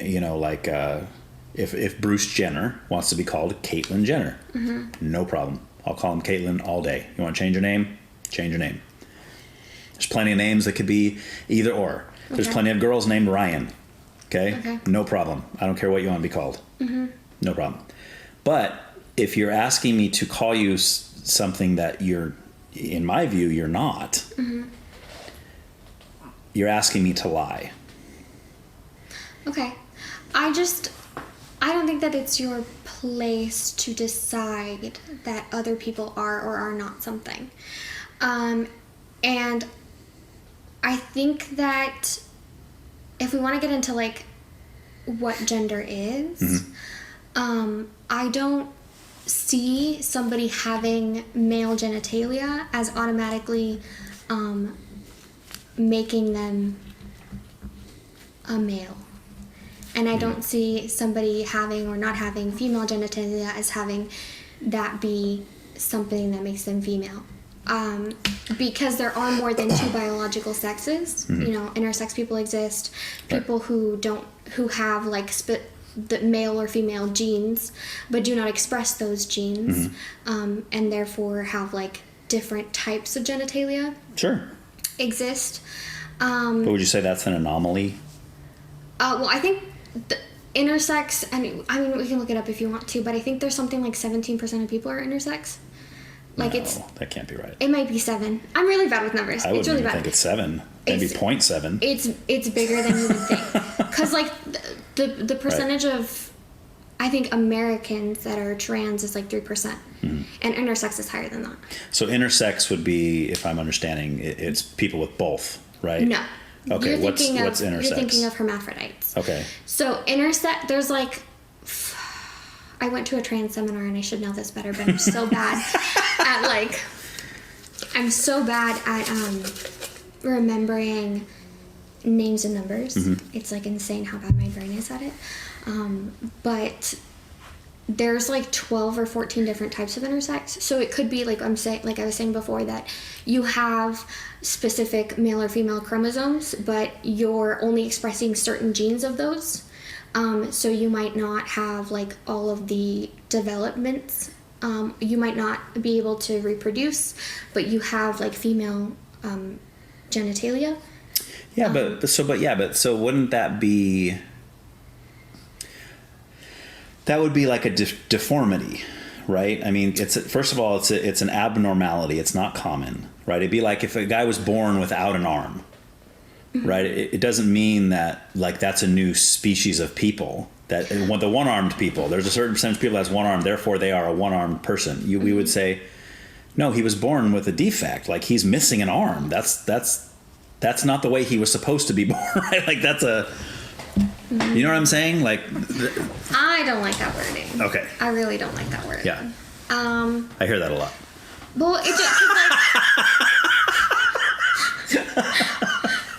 because I just think people exist. True. And if they, we agree on that. By the way, people do exist. Thank yes. you. Yes. Like you could sit here and say like little people, that's a deformity, and like. Okay, maybe. Yeah. But like they're perfectly capable human beings that are a part of society. Yeah, well, I would say nobody's saying they're not. And I would say the same about trans people. I'm not saying that they're not, that they don't matter. You're saying that under whatever your definitions are of what a he or a she person should be called, that the way that they want to be called does not match with the way that you want to call them. Theoretically, essentially. Well, let me put it this way. So we have, there's, as far as I can tell, there's two kind of ways to look at it. There's the biological side, and then there's the which I think people are incredibly uninformed about. Okay. I hate like how like biology does not necessarily like dictate that that gender is a binary system. Well, I know that's the argument.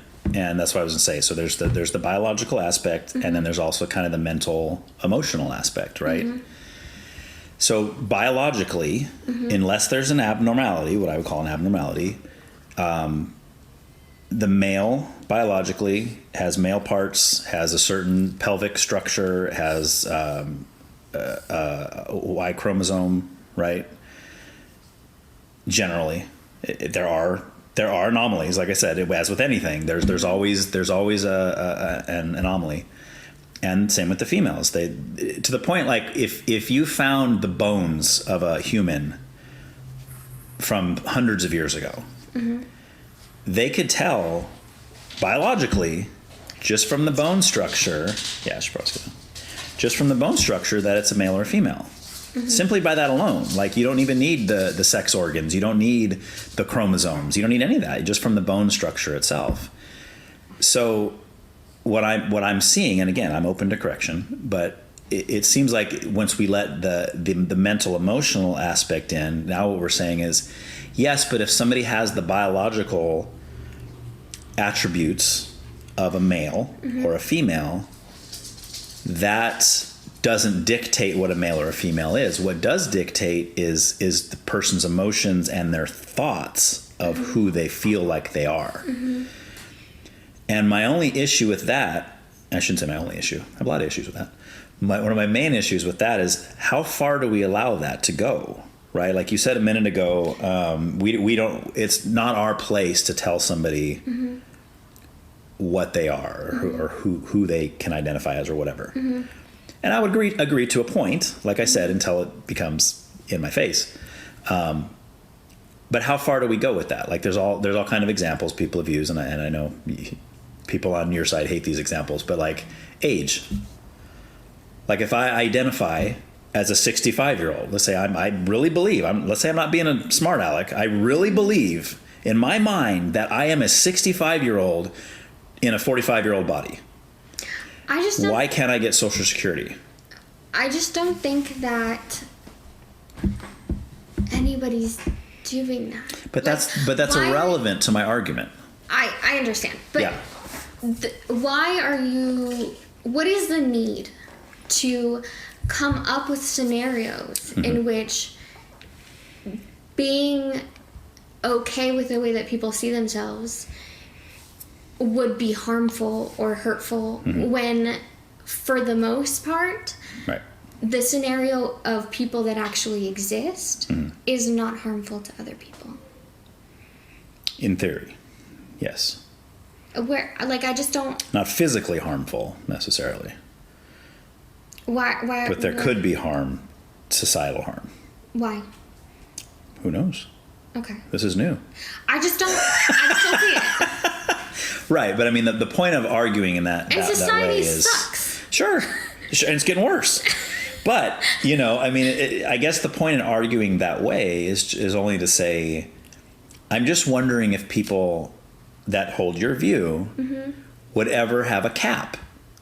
Like right now, what's accepted from people from your viewpoint is that if biological males identify as women, we're to treat them as women. If biological women identify as males, we're to treat them as males. Right? That's where we're at right now. But I understand that that's the majority of what's happening in that realm right now. But again, hypothetically, and just for the sake of the idea of that what somebody thinks and believes should be considered as truth, how far do we go with that? Is all I'm saying. For me, this one isn't an issue because there's biological data to back what people are saying. We know that there are some genes that can be turned on or turned off that may affect what gender humans see themselves as, that can be a factor in whether someone is trans or not. Okay. This is new to me, by the way. I've never heard this before. And I don't think it's not super well studied. Okay. It's not super well known. People are barely really understanding what genes do. If you do have links, though, if you could send them to me, that'd be cool. Because I've never even heard of this before. This is new territory for me. So yeah, and this is the first time that I ever heard that was in a Nova special or something. Oh yeah. I love Nova. Right. Right.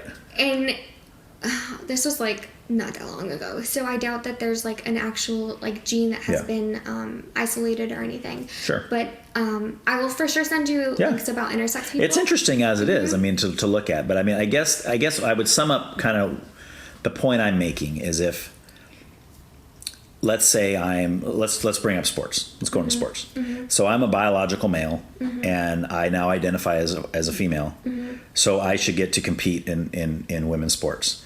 Now, if there's an opposition to that, there's going to be an argument to me of why I can't do that. To where I'm saying, no, I am a woman. So you need to let me, why not? It's women's sports. I am a woman. I need to go into women's sports. All I'm saying is that's the same argument if I was to show up at the Social Security office and say I'm a 65-year-old, right? The only way they can rebut that to me is say, sir, yes, you may believe that in your head, but your license says you're 45, right? Your birthday was 1978. You're 45 years old. No. But I believe to be 65.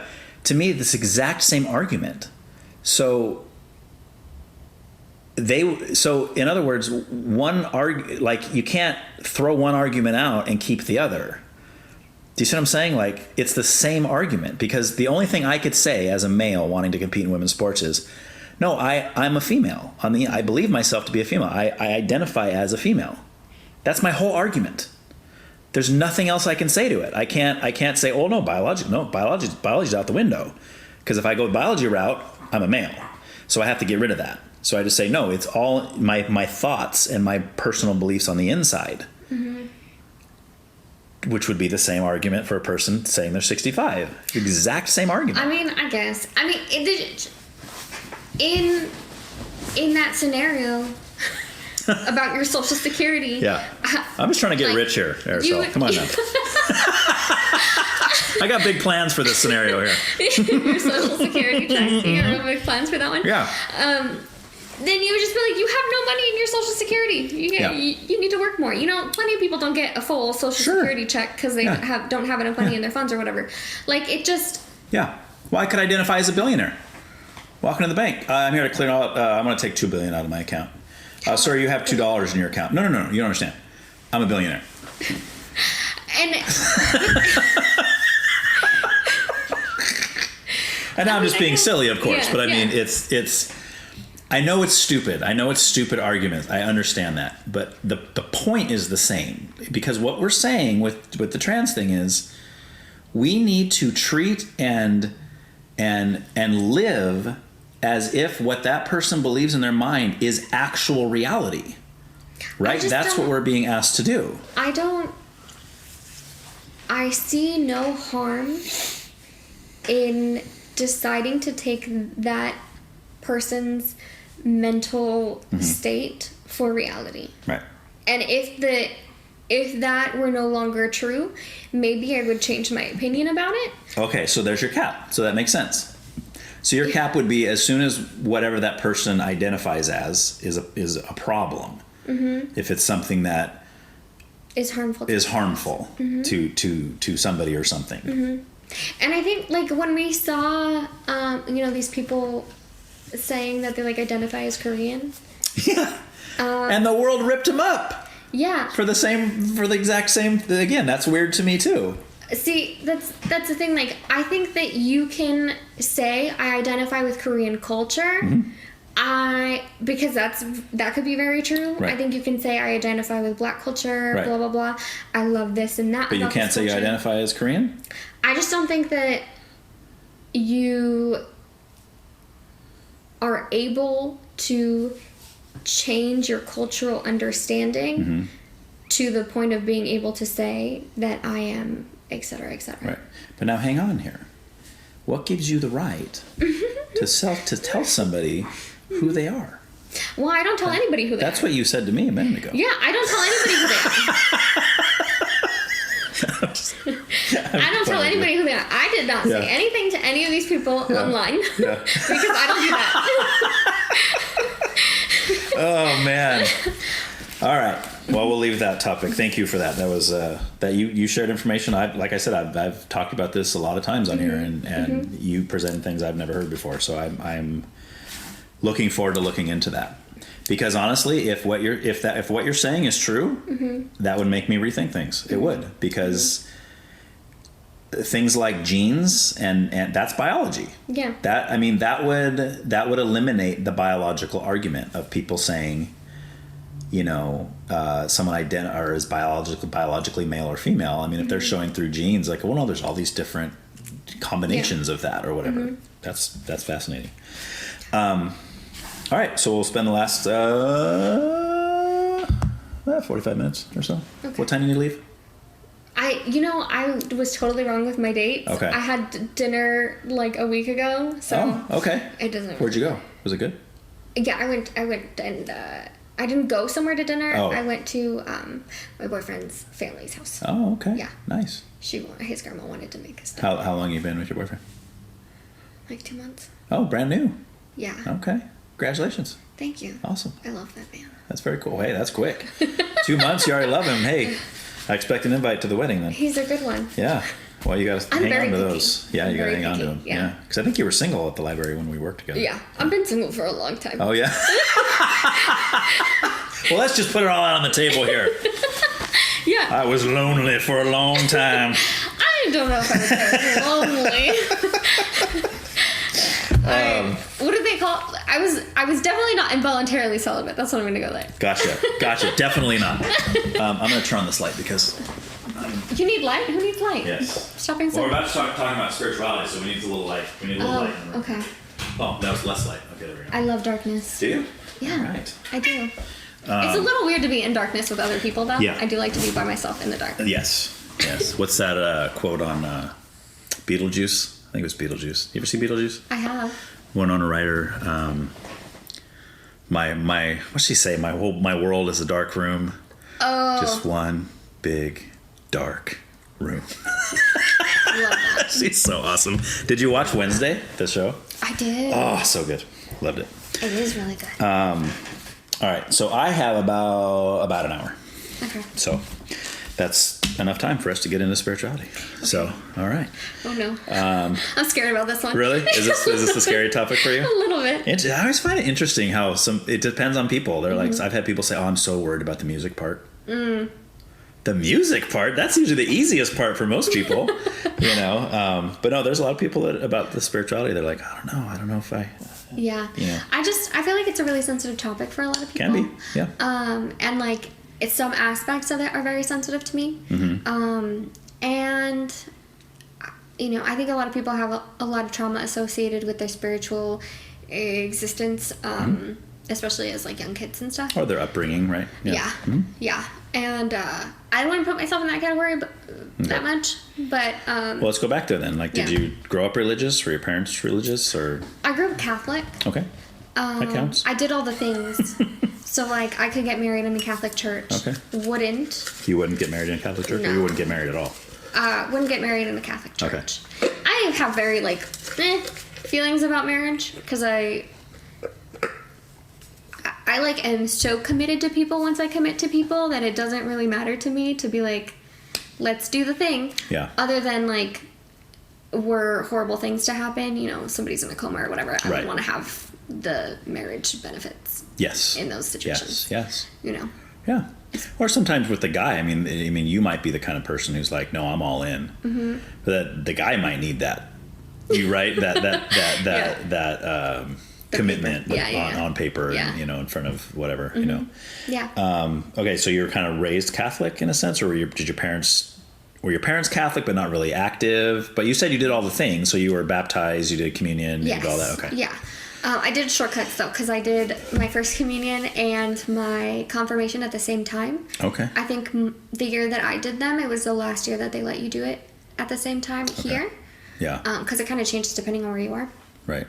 And my parents were like super Catholic. I talked a little bit about that they're from the middle of nowhere. So they are like, they grew up more religious. And we were like on and off, would go to church a lot. Like when my aunt was sick, we were all up in church. Praying for her and stuff. Yeah. That kind of thing, yeah. And then there were other times where we didn't go to church as much, like my parents would get busy and we wouldn't have time or whatever. So it kind of ebbed and flowed, but it was like a pretty consistent part of my upbringing. Like my parents talk about God. Okay. They talk about their relationship with God. Are they still actively Catholic? They're more actively Catholic. Okay. Yeah. Okay. I'm not actively Catholic. So let me. So it's just God in general. You believe God exists? I'm very on the fence. I like to say I'm Okay. agnostic. Okay. Yeah. You're not ruling it out, but you also are not sure about it. Yeah, and I more than anything, it's because like I think that a lot of the things that come with being religious are really positive for people. Sure. Like community and a sense of like responsibility to people outside of yourself, and I think all of those things are really, really awesome. And being religious really helps people find those. Sure. And I would never want to tell people like, oh, like what you think is wrong. But you would if it was like, my religion believes that we should burn children at the stake. You would probably say, nah, that's wrong. I don't like that one. Yeah. See, there's always a limit. Yeah. But in general, as long as people's religious beliefs are make them happy and they don't harm others, like you said before about the other topic, you're totally fine with it. Yeah. In general, I think fundamentalist people tend to not be very good for society and humanity. Okay. So let's talk about that. Okay. What do you mean by that? Well, first of all, just define what you mean by a fundamentalist. So, I think that it's consistent across most religions that there are very negative parts of. Well, I should talk about the monotheistic ones. Yeah. I think at least in Islam, Judaism and Christianity. Yes, thank you. There are parts of the books, the histories that are not cool. You know, like people get killed, people get beheaded, all the babies die. You know, there's like the fire and brimstone stuff. You know, jihad. Sure. Not cool. Right. Right. So I think that when people are really focused on those parts and like making that stuff become reality, it's not necessarily usually good for women. It's not necessarily usually good for people's mental health. Okay, so let's start. So that's a lot of things. Let's go with the women one. So, I guess like I think I know where you're going with it, but why don't you tell me where you're going with it? I don't want to put words in your mouth. Yeah, so you know, like if you look at Muslim women in certain places, yeah, you know, having to wear the burqas, are they the burqa? No, hijab. Not the hijab, because I don't have that many issues with the hijab. Okay. The nakib. Is that what it's called? I have no idea. It's the full you length. went past my realm of okay, because the hijab is just the expertise. headscarf. Oh, okay. And then I think. But they got to be fully covered, right? Other than their eyes, in most places. Not most places. In some places. In very fundamentalist places, yes. Okay. That's where you'll see, you know, like the little black. Yeah. All the full length covered outfits. Like Jasmine from Aladdin. Except when she takes it off and then she's. Does she have one? I don't know. I don't think she does. Maybe when she's in the marketplace, she's trying to hide. Maybe, I don't know. I don't remember. I don't remember that part. But it sounds like it sounds like when you say fundamentalist, you mean like extremist. Yes. Okay. Yes. People that take the religion so far that it's just as extreme as you can get with it. Yes. Like a suicide bomber in Islam or something. Yes. Okay. Gotcha. 100%. Extremist, if that's an easier way for you. Well, yeah. Well, I'm glad we define it, because when I talk about fundamentalists, that's not what I mean. So I'm glad we got that out there, because if you kept saying fundamentalists and you mean suicide bombers, I'm not going to be on the same page with you. So, so I'm glad that we defined that. Okay. Yeah. All right. So so let's leave Islam for a second and look at something like Judaism. Let's go to the other two, Judaism and Christianity. Do you see those as being kind of derogatory towards women in a sense, or? Sometimes, yeah. Okay. I think especially when we're talking about like what I have the most experience with in America. Which would be Christianity, probably. Yes. Yeah, okay. You know, I think that the intense focus on women's health and reproduction, and not like allowing people to have abortions, stuff like that, I think is violent towards women. But you don't see it as violent towards the babies? I know we didn't talk about abortion, but that could probably be a whole other topic. Oh, but 100%. Yeah. I don't see babies as babies from conception. Right. And at what point do they become babies to you? When they can live outside the womb. I think it's 26 weeks, 27 weeks. When they can live. Oh, you mean like if at whatever point they could cut the baby out and it would survive. Well, it could never survive on its own. No, right. But with medical intervention. Okay. So so you're saying that there's a point when a fetus is a certain size that even if doctors were to remove it from the mother, they still wouldn't be able to keep it alive even with all their tools.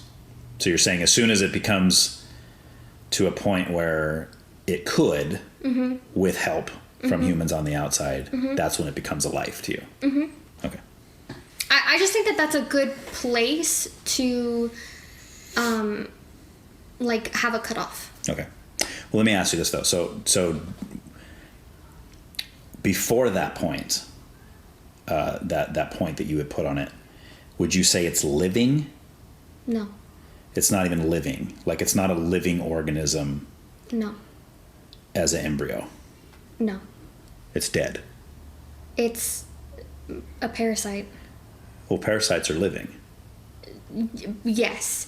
Okay. But they need the host to survive. Sure. But they're living. So that's what I'm asking you. Is it Sure, living, but it's feeding off the host, but it's living? I could say like my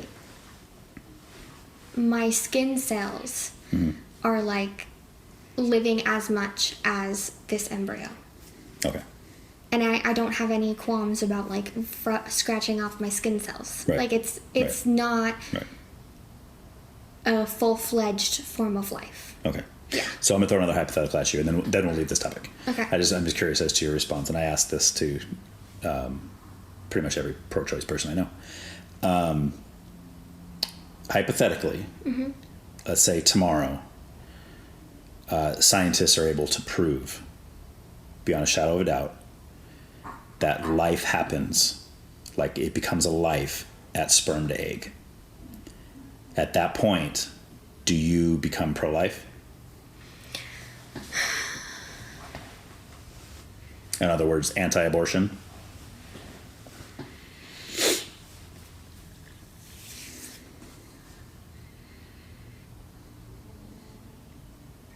No. Okay. And I think more than anything, it has to do with the quality of life that baby would have. Because I think that if a mother, if a woman does not want to have that child, I don't think that the life that they're going to live is likely to be a good one. So that's a different issue. Because then if I apply that logic and I say, well, what if a mother, let's say she gave birth when she was 16, now she's 19, she has a 3-year-old. She decides one day, I don't want that kid. Which people do. But should we kill it at that point? No. Why? Because it can survive outside of the womb. Yeah, but so if something, but it still can't without help, right? Like you couldn't just drop that kid off on the street, the 3-year-old, he's going to die. Probably. Unless some adult, maybe it's a homeless person, maybe he's living on the street, somebody's going to have to step in and help feed him, clothe him, take some kind of care of him, protect him from predators, whatever, right? So I guess to me that's always true. Like whether you're in the womb, outside the womb is irrelevant. You're up to a certain age, you are going to need the aid of adults, whether it's your biological parents or doctors, nurses, adoptive parents, whatever, grandparents, somebody, right? You just can't, even at 9 months, 3, I mean, I would say, shoot, I have a 13-year-old. I would say even him, I don't know, he wouldn't do well on his own, right? Like, he wouldn't know how to get food for himself. He wouldn't know, I mean, other than begging, he might show up at Taco Bell like, I'm starving, can I have a burrito? People learn. People in horrible situations learn how to survive. Sure. Horrible things. Yeah. I guess, and the only reason I asked the question that I asked is because I'm glad you answered it the way you did, because it's honest and it's open. I appreciate it. And I had never thought about it before. Right. So I think I understand why people would go either way on it. I think a good argument can be made for both, feeling both ways about it. Right. I just think for me, like I've seen too many kids have horrible lives. Right. And seen them start to make really horrible decisions for themselves. And I don't know if a life in which you aren't wanted is worth having.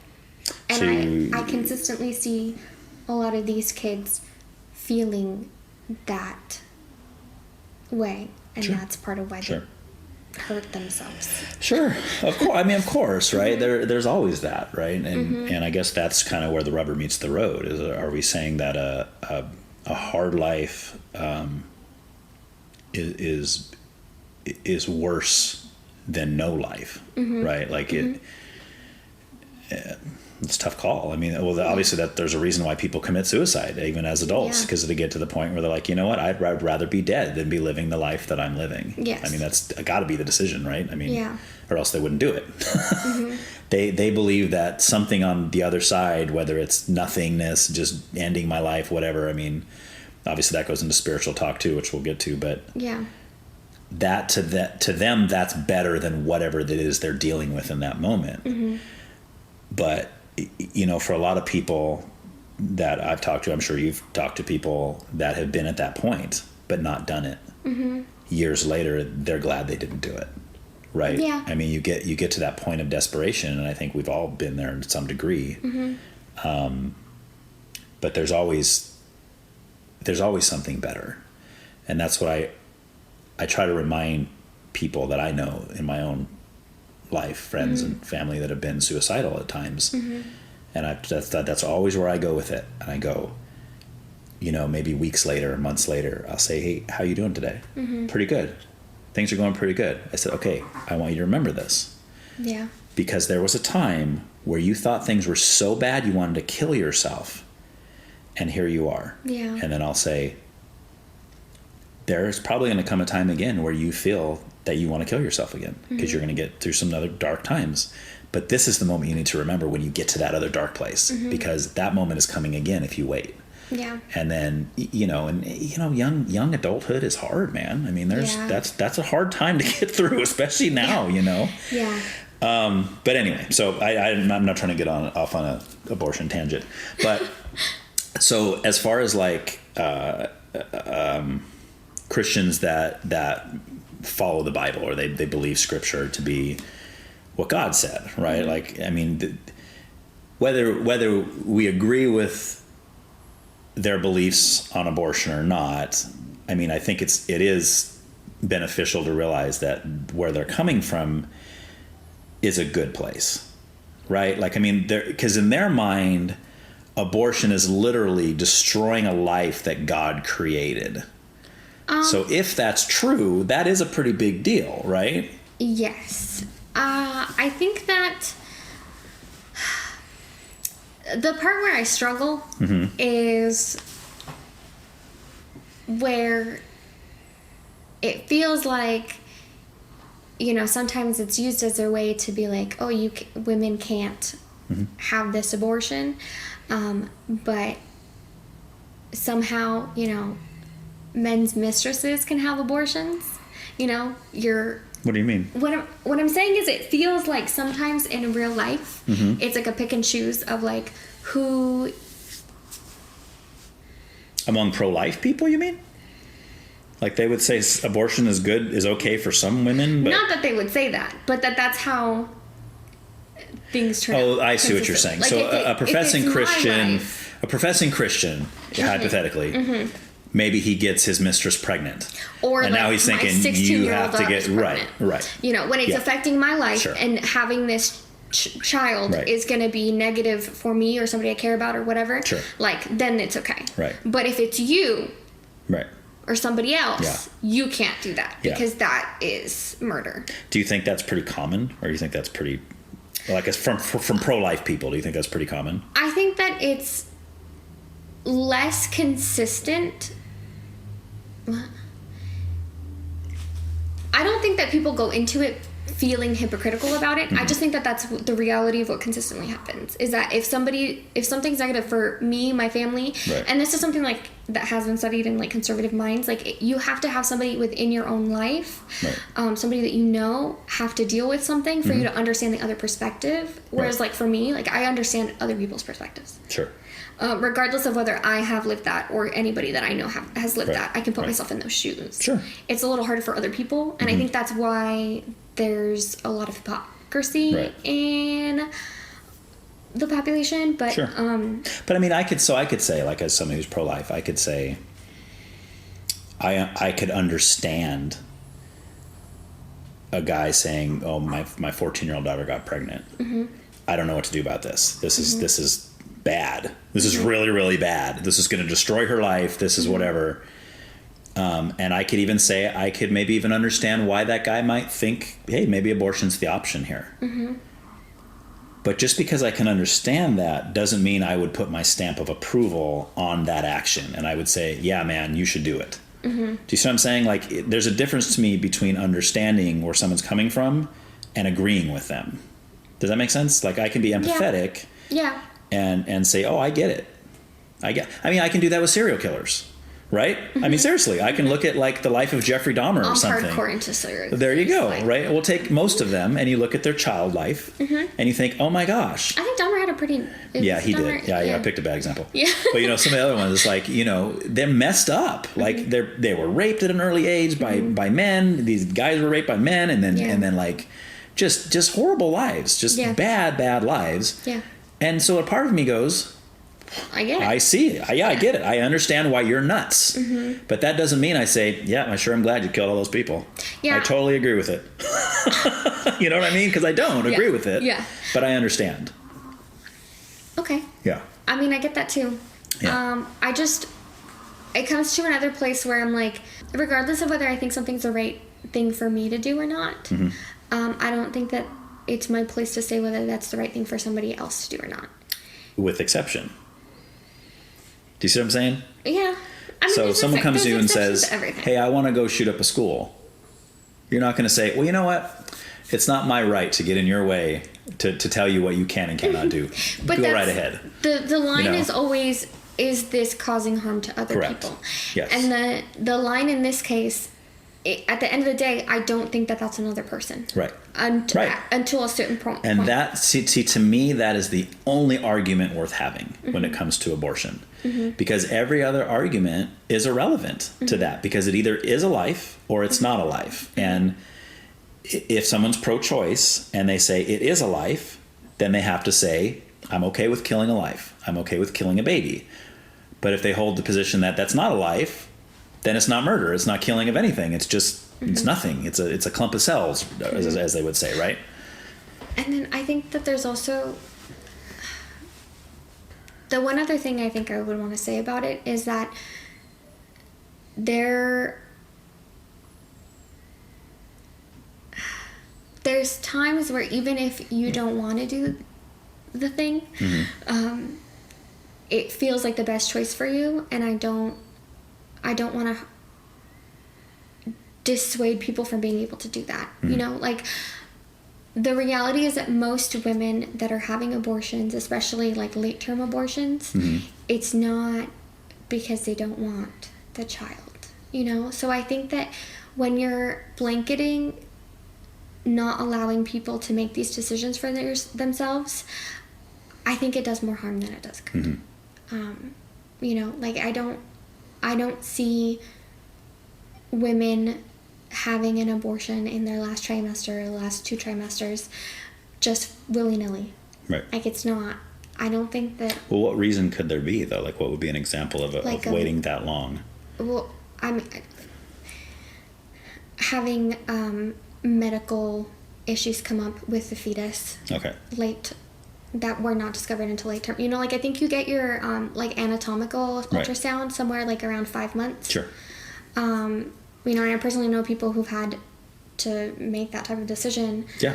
You know, and I would worry for those people and those women's ability to have medical care. And, you know, there's like story after story coming out of like Texas and these other states where women are faced with real harm and not being able to protect themselves and their lives because they can't get proper medical care. So okay, so just so I'm clear, I'm not really following you. So are you talking about like women get to a certain point in the pregnancy where their life is at risk and their life or the like, or if there's a deformity, like they say your child's going to have Down syndrome or he's going to have... I don't think... I mean, Down syndrome is not a good example because you can survive Down syndrome, but like... Well, you can, but there's plenty of doctors that have told women that, and that's their reason for getting the abortion. It's very common. It's actually very common. That's why they do those tests in utero. I mean... But anyway, that's not where you were going, so let's not get hung up on that. That's not where I was going. Okay, so you're talking more about like things that the baby might be born and live a couple days anyway, or just have a really painful existence or something. See, now I think there is somewhat of an argument to be made there, and I think that a lot of pro-life people would agree with that. They would also, most of them that I know would agree that if the mother's life is in jeopardy and that is an option to save the mother, we would say yes, right? Yeah. Or let the woman make the decision at that time, because she might decide, no, I want to go. If I die giving birth, so be it. Yeah. Right, and that should be up to her. Yeah. Yeah. I just think that the way that a lot of laws are written now, that's not something that's taken into account, and then it leaves, when you're vague about when things like that are able to happen, it leaves a lot of room for people to not have as many choices as they should. Right. Yeah. Right. But it still all comes back to what is life. That's really what it comes back to, because because from the pro-life side, what you're asking us is to say, well, at what point should we have the right to kill our baby? And we're going, never. Right? Like, of course never. But the pro-choice is like, well, no, but it's not a baby. You see, so that to me, that's why I keep saying that's the only thing that's really matters. Everything else just kind of goes all around that issue, and that's why we have different philosophies on each side of it. So let's go back to this. Let's go back to your agnosticism. Okay. Okay. Yeah. And talk about like let's leave religion out. Let's just completely remove religion. And let's just talk about the idea of intelligent design. Are you familiar with that term? Yeah. Okay. So what reasons in your agnosticism would you have to be against the idea of something intelligent creating everything? We don't have to call it God. We don't have to call it anything. It's just something with intelligence. Maybe it was space aliens. Who knows? I just don't think it really matters. Because regardless of whether there is something that hath created... Nice. King James. I like that. That hath created existence. Yeah. Like, I don't feel the need to like worship that thing or to have like a special feeling about that thing. Right. So it doesn't change my life. Like, I'm just running around trying to be as good of a person I can be to my fellow man. Sure. Just 'cause. But it would matter if it was true. It would matter. Right, so that's why I'm asking. Like, so basically, you're saying it doesn't matter to even find out if it's true. Like, you're just like, oh, whatever's, I don't care. Yeah, I mean, if it was true, why should it matter to me? Well, because the first step would be, if it's true that there's an intelligent designer, then the next question would be, well, who is it? Right, and if, again, hypothetically, if it is the God that the Bible, let's say, describes, the Christian Bible describes, then that would affect you, right? Because that's something, again, this is still hypothetical. We're in a hypothetical world. If it is true that the God of the Bible is true, then whether you believe he's true or not, or believe he's real, or believe in him, is irrelevant, because he is real, and he does exist, and he did create you, and he does love you, and he does have a purpose for your life. So even if you say, oh, I don't care, I'm just going to keep loving my fellow man, and this guy can just take a hike, that is going to affect you. Like, in the long run, that is ultimately going to affect you, if it's true. If it's true. I guess. But yeah. I'm like if my destiny now in the decisions that I've made is to like go on into an afterlife and burn in hell for eternity, then that's just my destiny. Yeah. With the information that I have, I don't feel the need to like live a super religious life. Right. But if somebody was presenting to you potential new information that you didn't have, would you push it away or would you look at it? No, I would look at it. Okay. Yeah, I've always done that. Okay. Well, that's where we're at. That's where we're at with like just intelligent design. So I just don't think that there's enough evidence to show me that somebody like sat there and designed all these things. Yeah. Because I think that. But there is. I can show it to you. I'll show it to you right now. Okay, show it to me. All right. Here we go. All right. So, where do I want to go with this? Let's see. What do I want to use as an example? Let's see that piece. Piece of art. Okay, look over there. See the picture of that painting of the palm tree? Yes. Okay. Now, did somebody create that? Presumably, yes. How do you know? Because it's sitting in your living room. So, that doesn't mean somebody created it, right? That's true. Like really, like look at it. What makes you think that that was designed? Let's use the word design. Well, really, it's just because I know what paintings are. Okay. And I know that someone can sit there and make a painting, and I've seen that happen before. Okay. But let's say you didn't. Let's say, what's a better example? Let's say that you understood English, right? And you understand words, like you can read and write English. In theory, yeah. In theory. Let's just pretend for a minute that you can read and write English.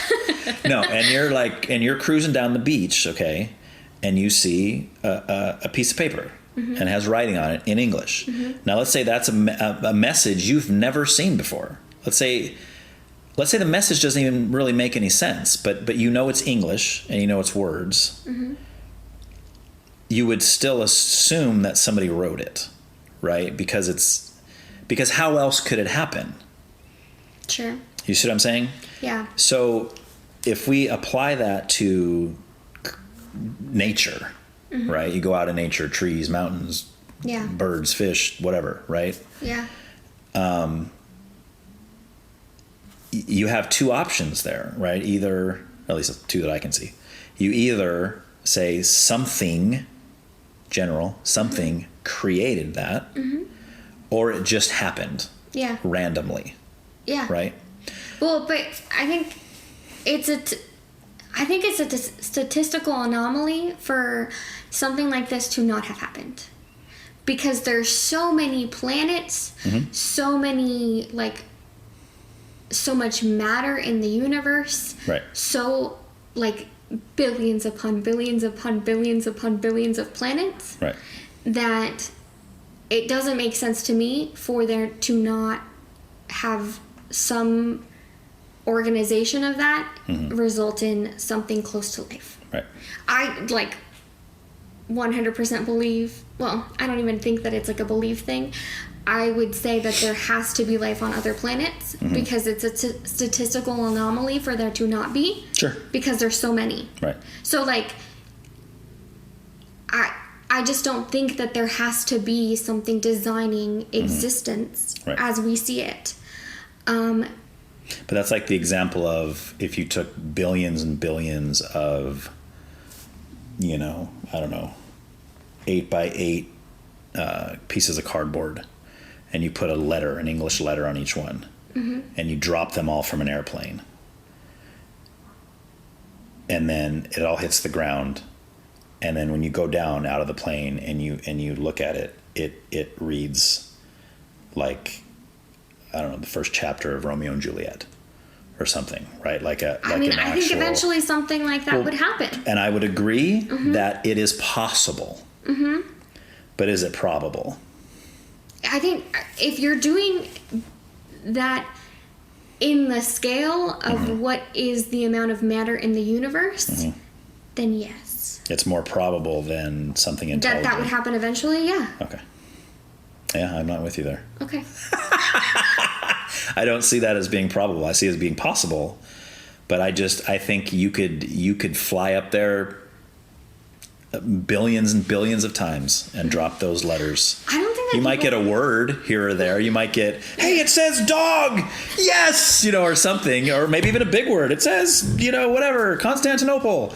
But I mean, to get an actual concise message like, hi, my name is John. I like to eat pizza. And I mean, that's all those letters would have to be in perfect arrangement. Yeah. Right. So again, possible, but not probable to me. Any more probable than saying that painting just appeared one day. It wasn't painted. It just appeared. When you're talking about the scale of the possibilities, I think that it is more probable that something like that would happen than that it would never happen. But is it more probable than something intelligent doing it? That's kind of what I'm asking you. Not Not more probable that it would happen than would it not happen, because I'm with you. If that's the scale, eventually over billions of years, the guy flying up there a million trillion times, is it possible? Sure, maybe it might happen, but to me that's like all out in the realm of might, maybe, sure, might. To say something intelligent wrote a message, that just sounds more probable to me, right? It seems more likely. No, I don't think so. All right. I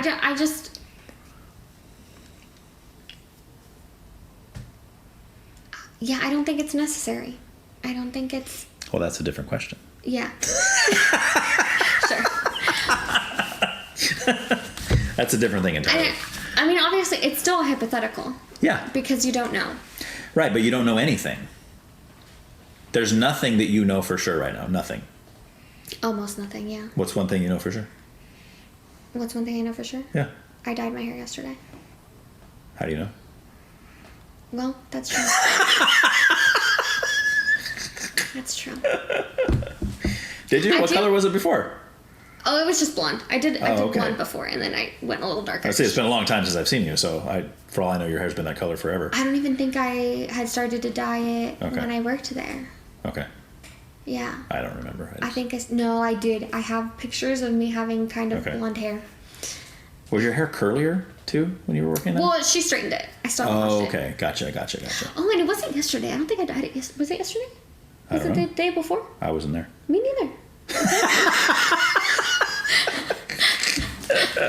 No. One of my favorite things to always say. I don't know if you've heard of the head in the jar philosophy. Head in a jar? Yeah. I don't know. Let's hear it. It's kind of like I'm intrigued. in the realm of like the Matrix. Okay. Right? Yeah. Exactly. Yeah. How do we know that we're not just like a head in a jar that somebody has stimulated in ways that we perceive the things that we perceive? And I guess we don't. Right. You know, we don't. If I want to be 100% honest, I don't. Right. But I can't change that if that's my reality. No, but you can look at what you have in front of you, and you can come to some pretty informed decisions. Right. We do it with everything else in life. Right. It doesn't mean we can be 100%. How do we know we do it? Well, we don't. That's what I'm saying. Right. Like gravity. Most people say, "Oh no, gravity exists." But can you prove to me that every single time that you drop a ball, it will go down? No, I've never seen it all go down. Correct. So you would come to the right conclusion, but could you say 100% sure that it would never go up? No, of course you can't. But based on the evidence you've seen and the tests you've done, pretty probable to say, yep, gravity exists. And I just think that there's not really a consensus that you can get to where you say, without a shadow of a doubt, that a creator exists. I'm not arguing that. I'm not arguing with that shadow of doubt. I'm just saying probable. That's why I keep using the word probable. And I don't think that you can make that argument for more probable or not more probable. Okay. Well, I can. I just did. You just disagree with it. Yeah. I can make lots of arguments. Let me rephrase it. Yes. I would not reach the same conclusion as you from that. Right. From that argument. Right now. Currently, yeah. I wouldn't either at one point, by the way. I didn't believe any of that until I was 24. So, in fact, I hated Christians till I was 24. I did. I hated the Bible. I hated Christianity. I hated all of it because it was, to me, it was very narrow-minded. It was... To be fair, I hate most people. Most people suck. Yeah. I totally get that about you. Yeah. It's not like you're overly friendly or you're talkative or you make friends quickly. None of that's true about you at all. I know, right? Yeah. All right. Well, as a last... Yeah. Let's do one last thing, and it may take us somewhere else. I don't know. Okay. Do you believe in... Well, no. I'm going to do two things. The first thing we're going to do is... Well, which one do I want to do first? Yeah, let's do that one first. Do you believe in absolute truth? Can we define that? No. Of course we can. Absolute truth means something that is true no matter what. No matter what somebody thinks about it, no matter what somebody believes about it, no matter if people can see it or not, it just is true.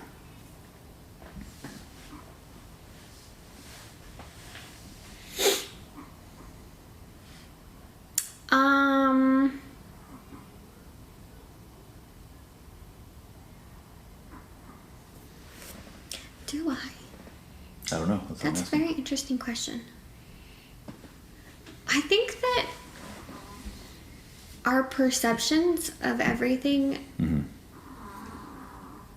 change things. So I don't know if I see things as being completely true regardless of our perception. I think I'm gonna go ahead and say yes, just because I do think that gravity be real. Okay. So does grammar. And thank you.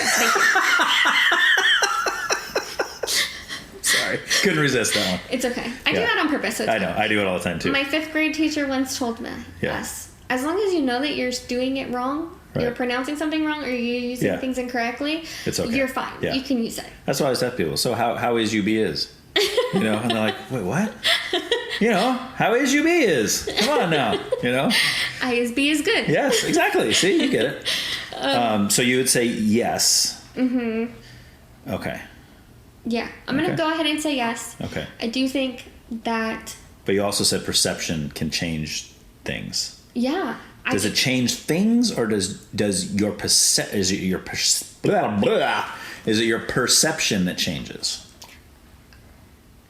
It's your perception. Okay. Yeah. So that's different, right? But my perception is my only reality. Well, but see, that's my point. That's what I'm saying. So to me, there's a big difference between perception and reality, because reality is reality, regardless of how you perceive it. People used to perceive that the Earth was flat. Yes. Some still do. I know. Right? They're really fun. So yeah. Oh yeah. I hope to have one on the show someday, but I haven't yet. Okay, I'll keep a lookout. Yeah, let me know. Any flat earthers that want to. So that was the perception. I don't know any, I don't think. But when that was the perception, predominantly, the Earth was still round. Yes. Right? Like the Earth didn't become round as soon as people started to think it was round or perceive that it was round. It's always been round. We just had the wrong knowledge. We had the wrong perception, right? So that would, to me, that would be there. You have the absolute truth is that the Earth is round, is a sphere, right? We know that now through science and everything else. Do we know 100%? No, because we might be in the Matrix. Yeah. Right? There's always that. But the probability is, yes, the Earth is a sphere, right? Spherish. A spherish. It's spherish. It's That's the thing. It's oblong. It's got the jaggities. Okay. So yeah. So I would say that's I agree. Okay. I think there's absolute truth, and I think perception is different.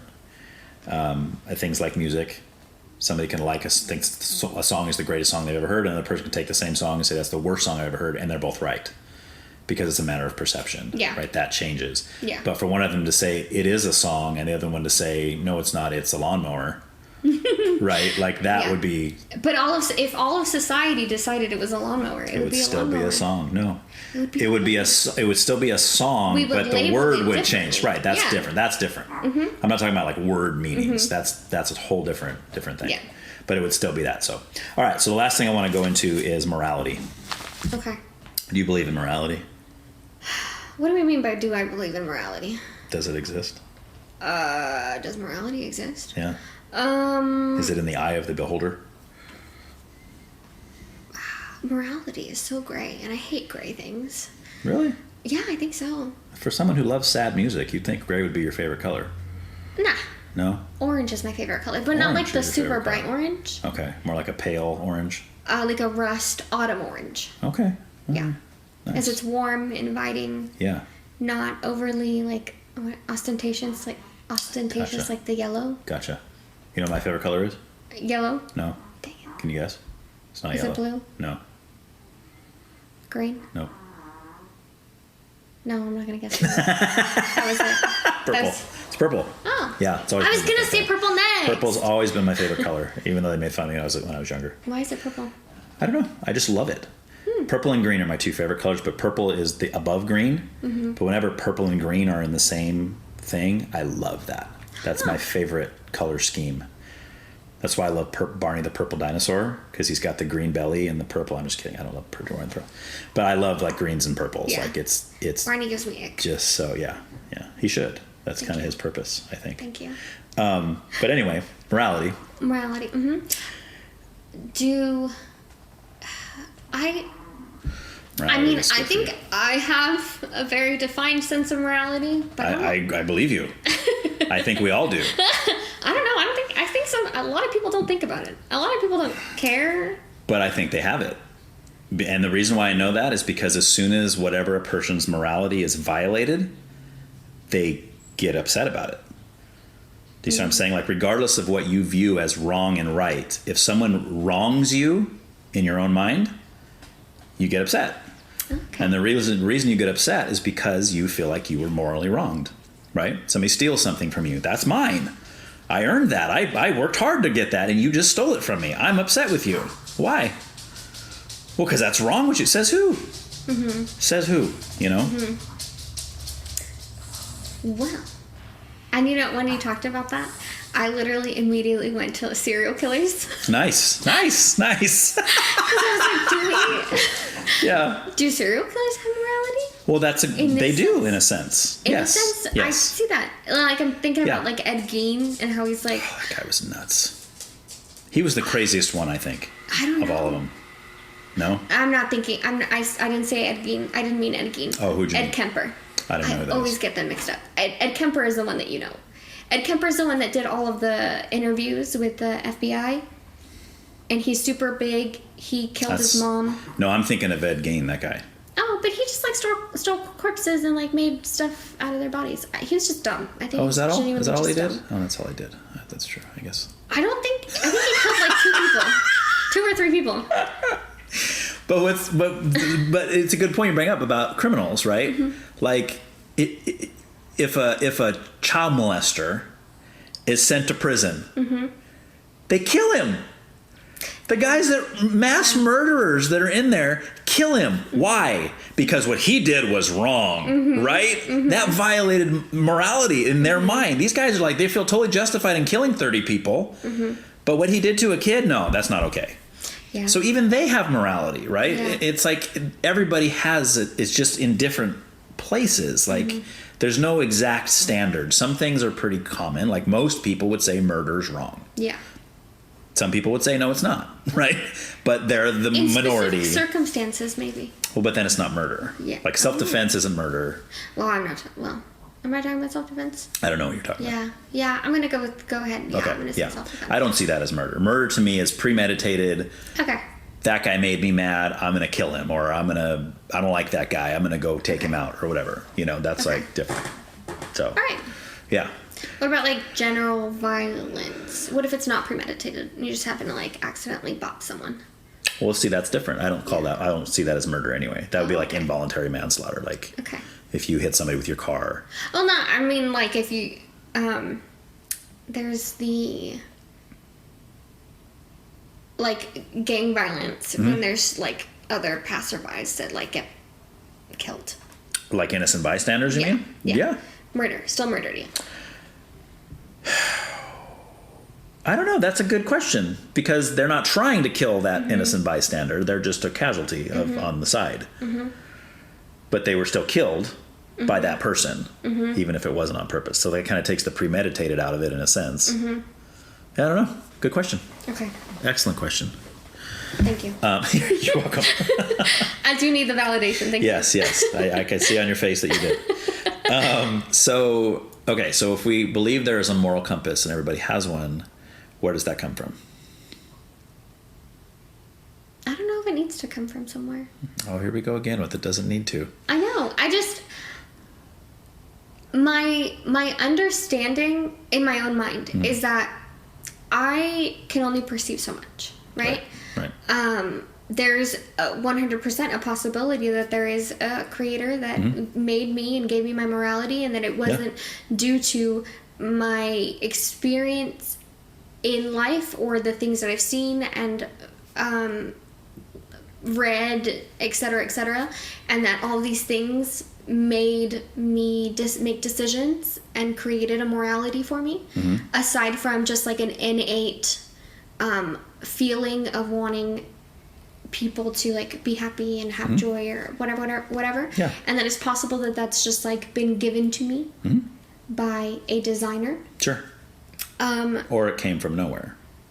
Yeah. Right. Either came from somewhere or came from nowhere. Yeah. Right. And I think it still makes perfect sense that there's like standards that society instills in people about what is right and wrong, and then people, make their own. Yeah. Do you think they should? Do you think society should impose morality like that on certain things? Well, I think I shouldn't say most of. I think the basic ones, I'm like, generally, yeah. People should not murder. Okay. Not cool, not cute. Right. So that one doesn't bother me. Okay. It doesn't bother you, but what if, let's just say, somebody that's a serial killer, it doesn't go against his morals. Let's say even in his mind what he's doing is good. You know what I mean? Sorry. Society has decided that it doesn't matter. You're not. Yeah. But what if they did? What if society decided? Well, like go back to, that's not really society. Go back to the Holocaust, right? Hitler was able to convince a lot of people that the Jews were not human. Yeah. Or go back to the founding of our own country. Yeah. A lot of people were convinced that Africans were not human and they were to be mistreated and everything else. Why? Because, they're not humans. Yeah. Now, that wasn't true, right? That was morally wrong, even though it was morally acceptable at the time. Yes. But that doesn't make it right. Right? Just because it was morally acceptable by the majority doesn't make something right morally. Yes. So that's what I'm getting at, is that I think that there is a supreme morality that exceeds us. Okay. And that most of us have that innately in us, and we line up with it for the most part. Things like murder. Right? Oh, I say I love. Let's end on this, and just like, so this is kind of where I go with it. Like again, the idea of it being a moral, supreme morality that happens, because if there is no God, and there is no moral lawgiver, there's no real supreme morality. It's all simply what we think becomes moral or immoral.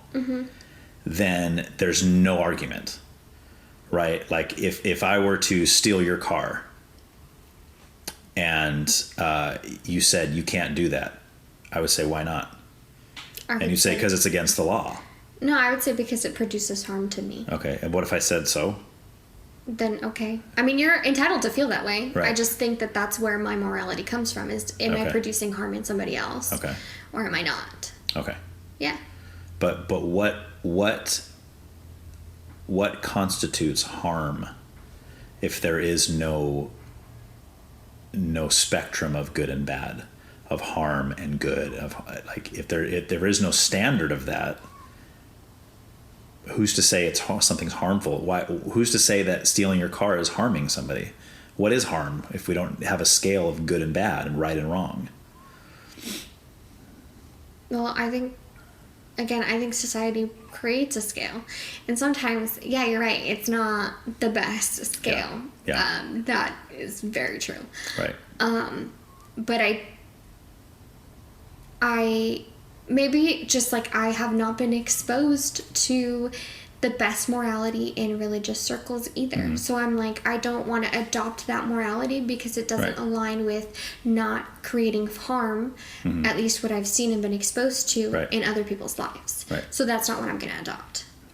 And I think that's the basis of where I come from, is like, and maybe I'm wrong to think that certain things do create harm. That's completely plausible. Right. But I don't see that. So I can only go with the information that I have and the things that make me feel uncomfortable about how like I could treat other people. And outside of that, I have no control. So I don't know. Cool. Yeah. All right.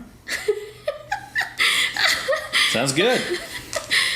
All right, we'll cut there. Thank you. Okay. Thanks for doing this. This really, I'm glad you came over because this was really fun. This was as fun as I thought it was going to be. Okay, dope.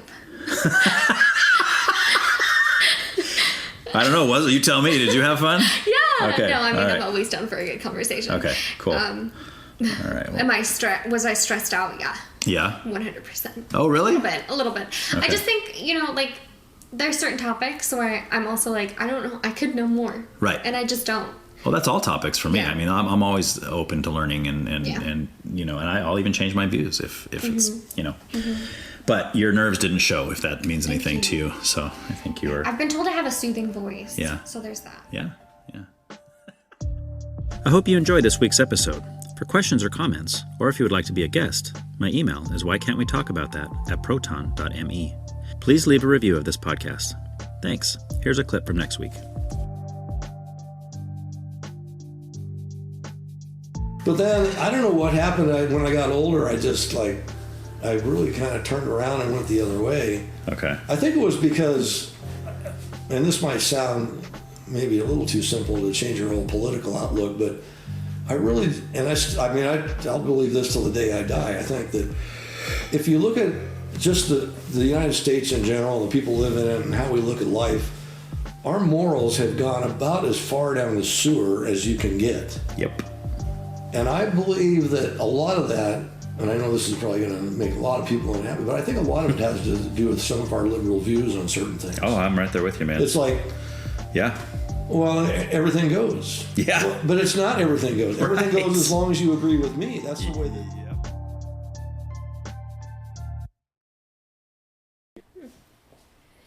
That Costco muffin? Mm-hmm. Nice. Mm-hmm. Those are really good for you. Oh, 100%. There's 0 calories. Yeah, I know. That's why I eat them all the time. They're so good, though. Oh, they're so good. I like those ones because they look like bran muffins, and you can just lie to people and say they're bran muffins. What do you have in a bran Everybody muffin? knows what this It's is. a bran muffin. Everybody knows that this But is have you ever Costco seen a muffin. bran muffin? That's what they look like. No, I have They're not. dark brown like that, you know. But are they this big? Everybody knows this is a Costco Probably, muffin. probably. Everybody knows. You can still try to lie though if you want to, you know. I guess.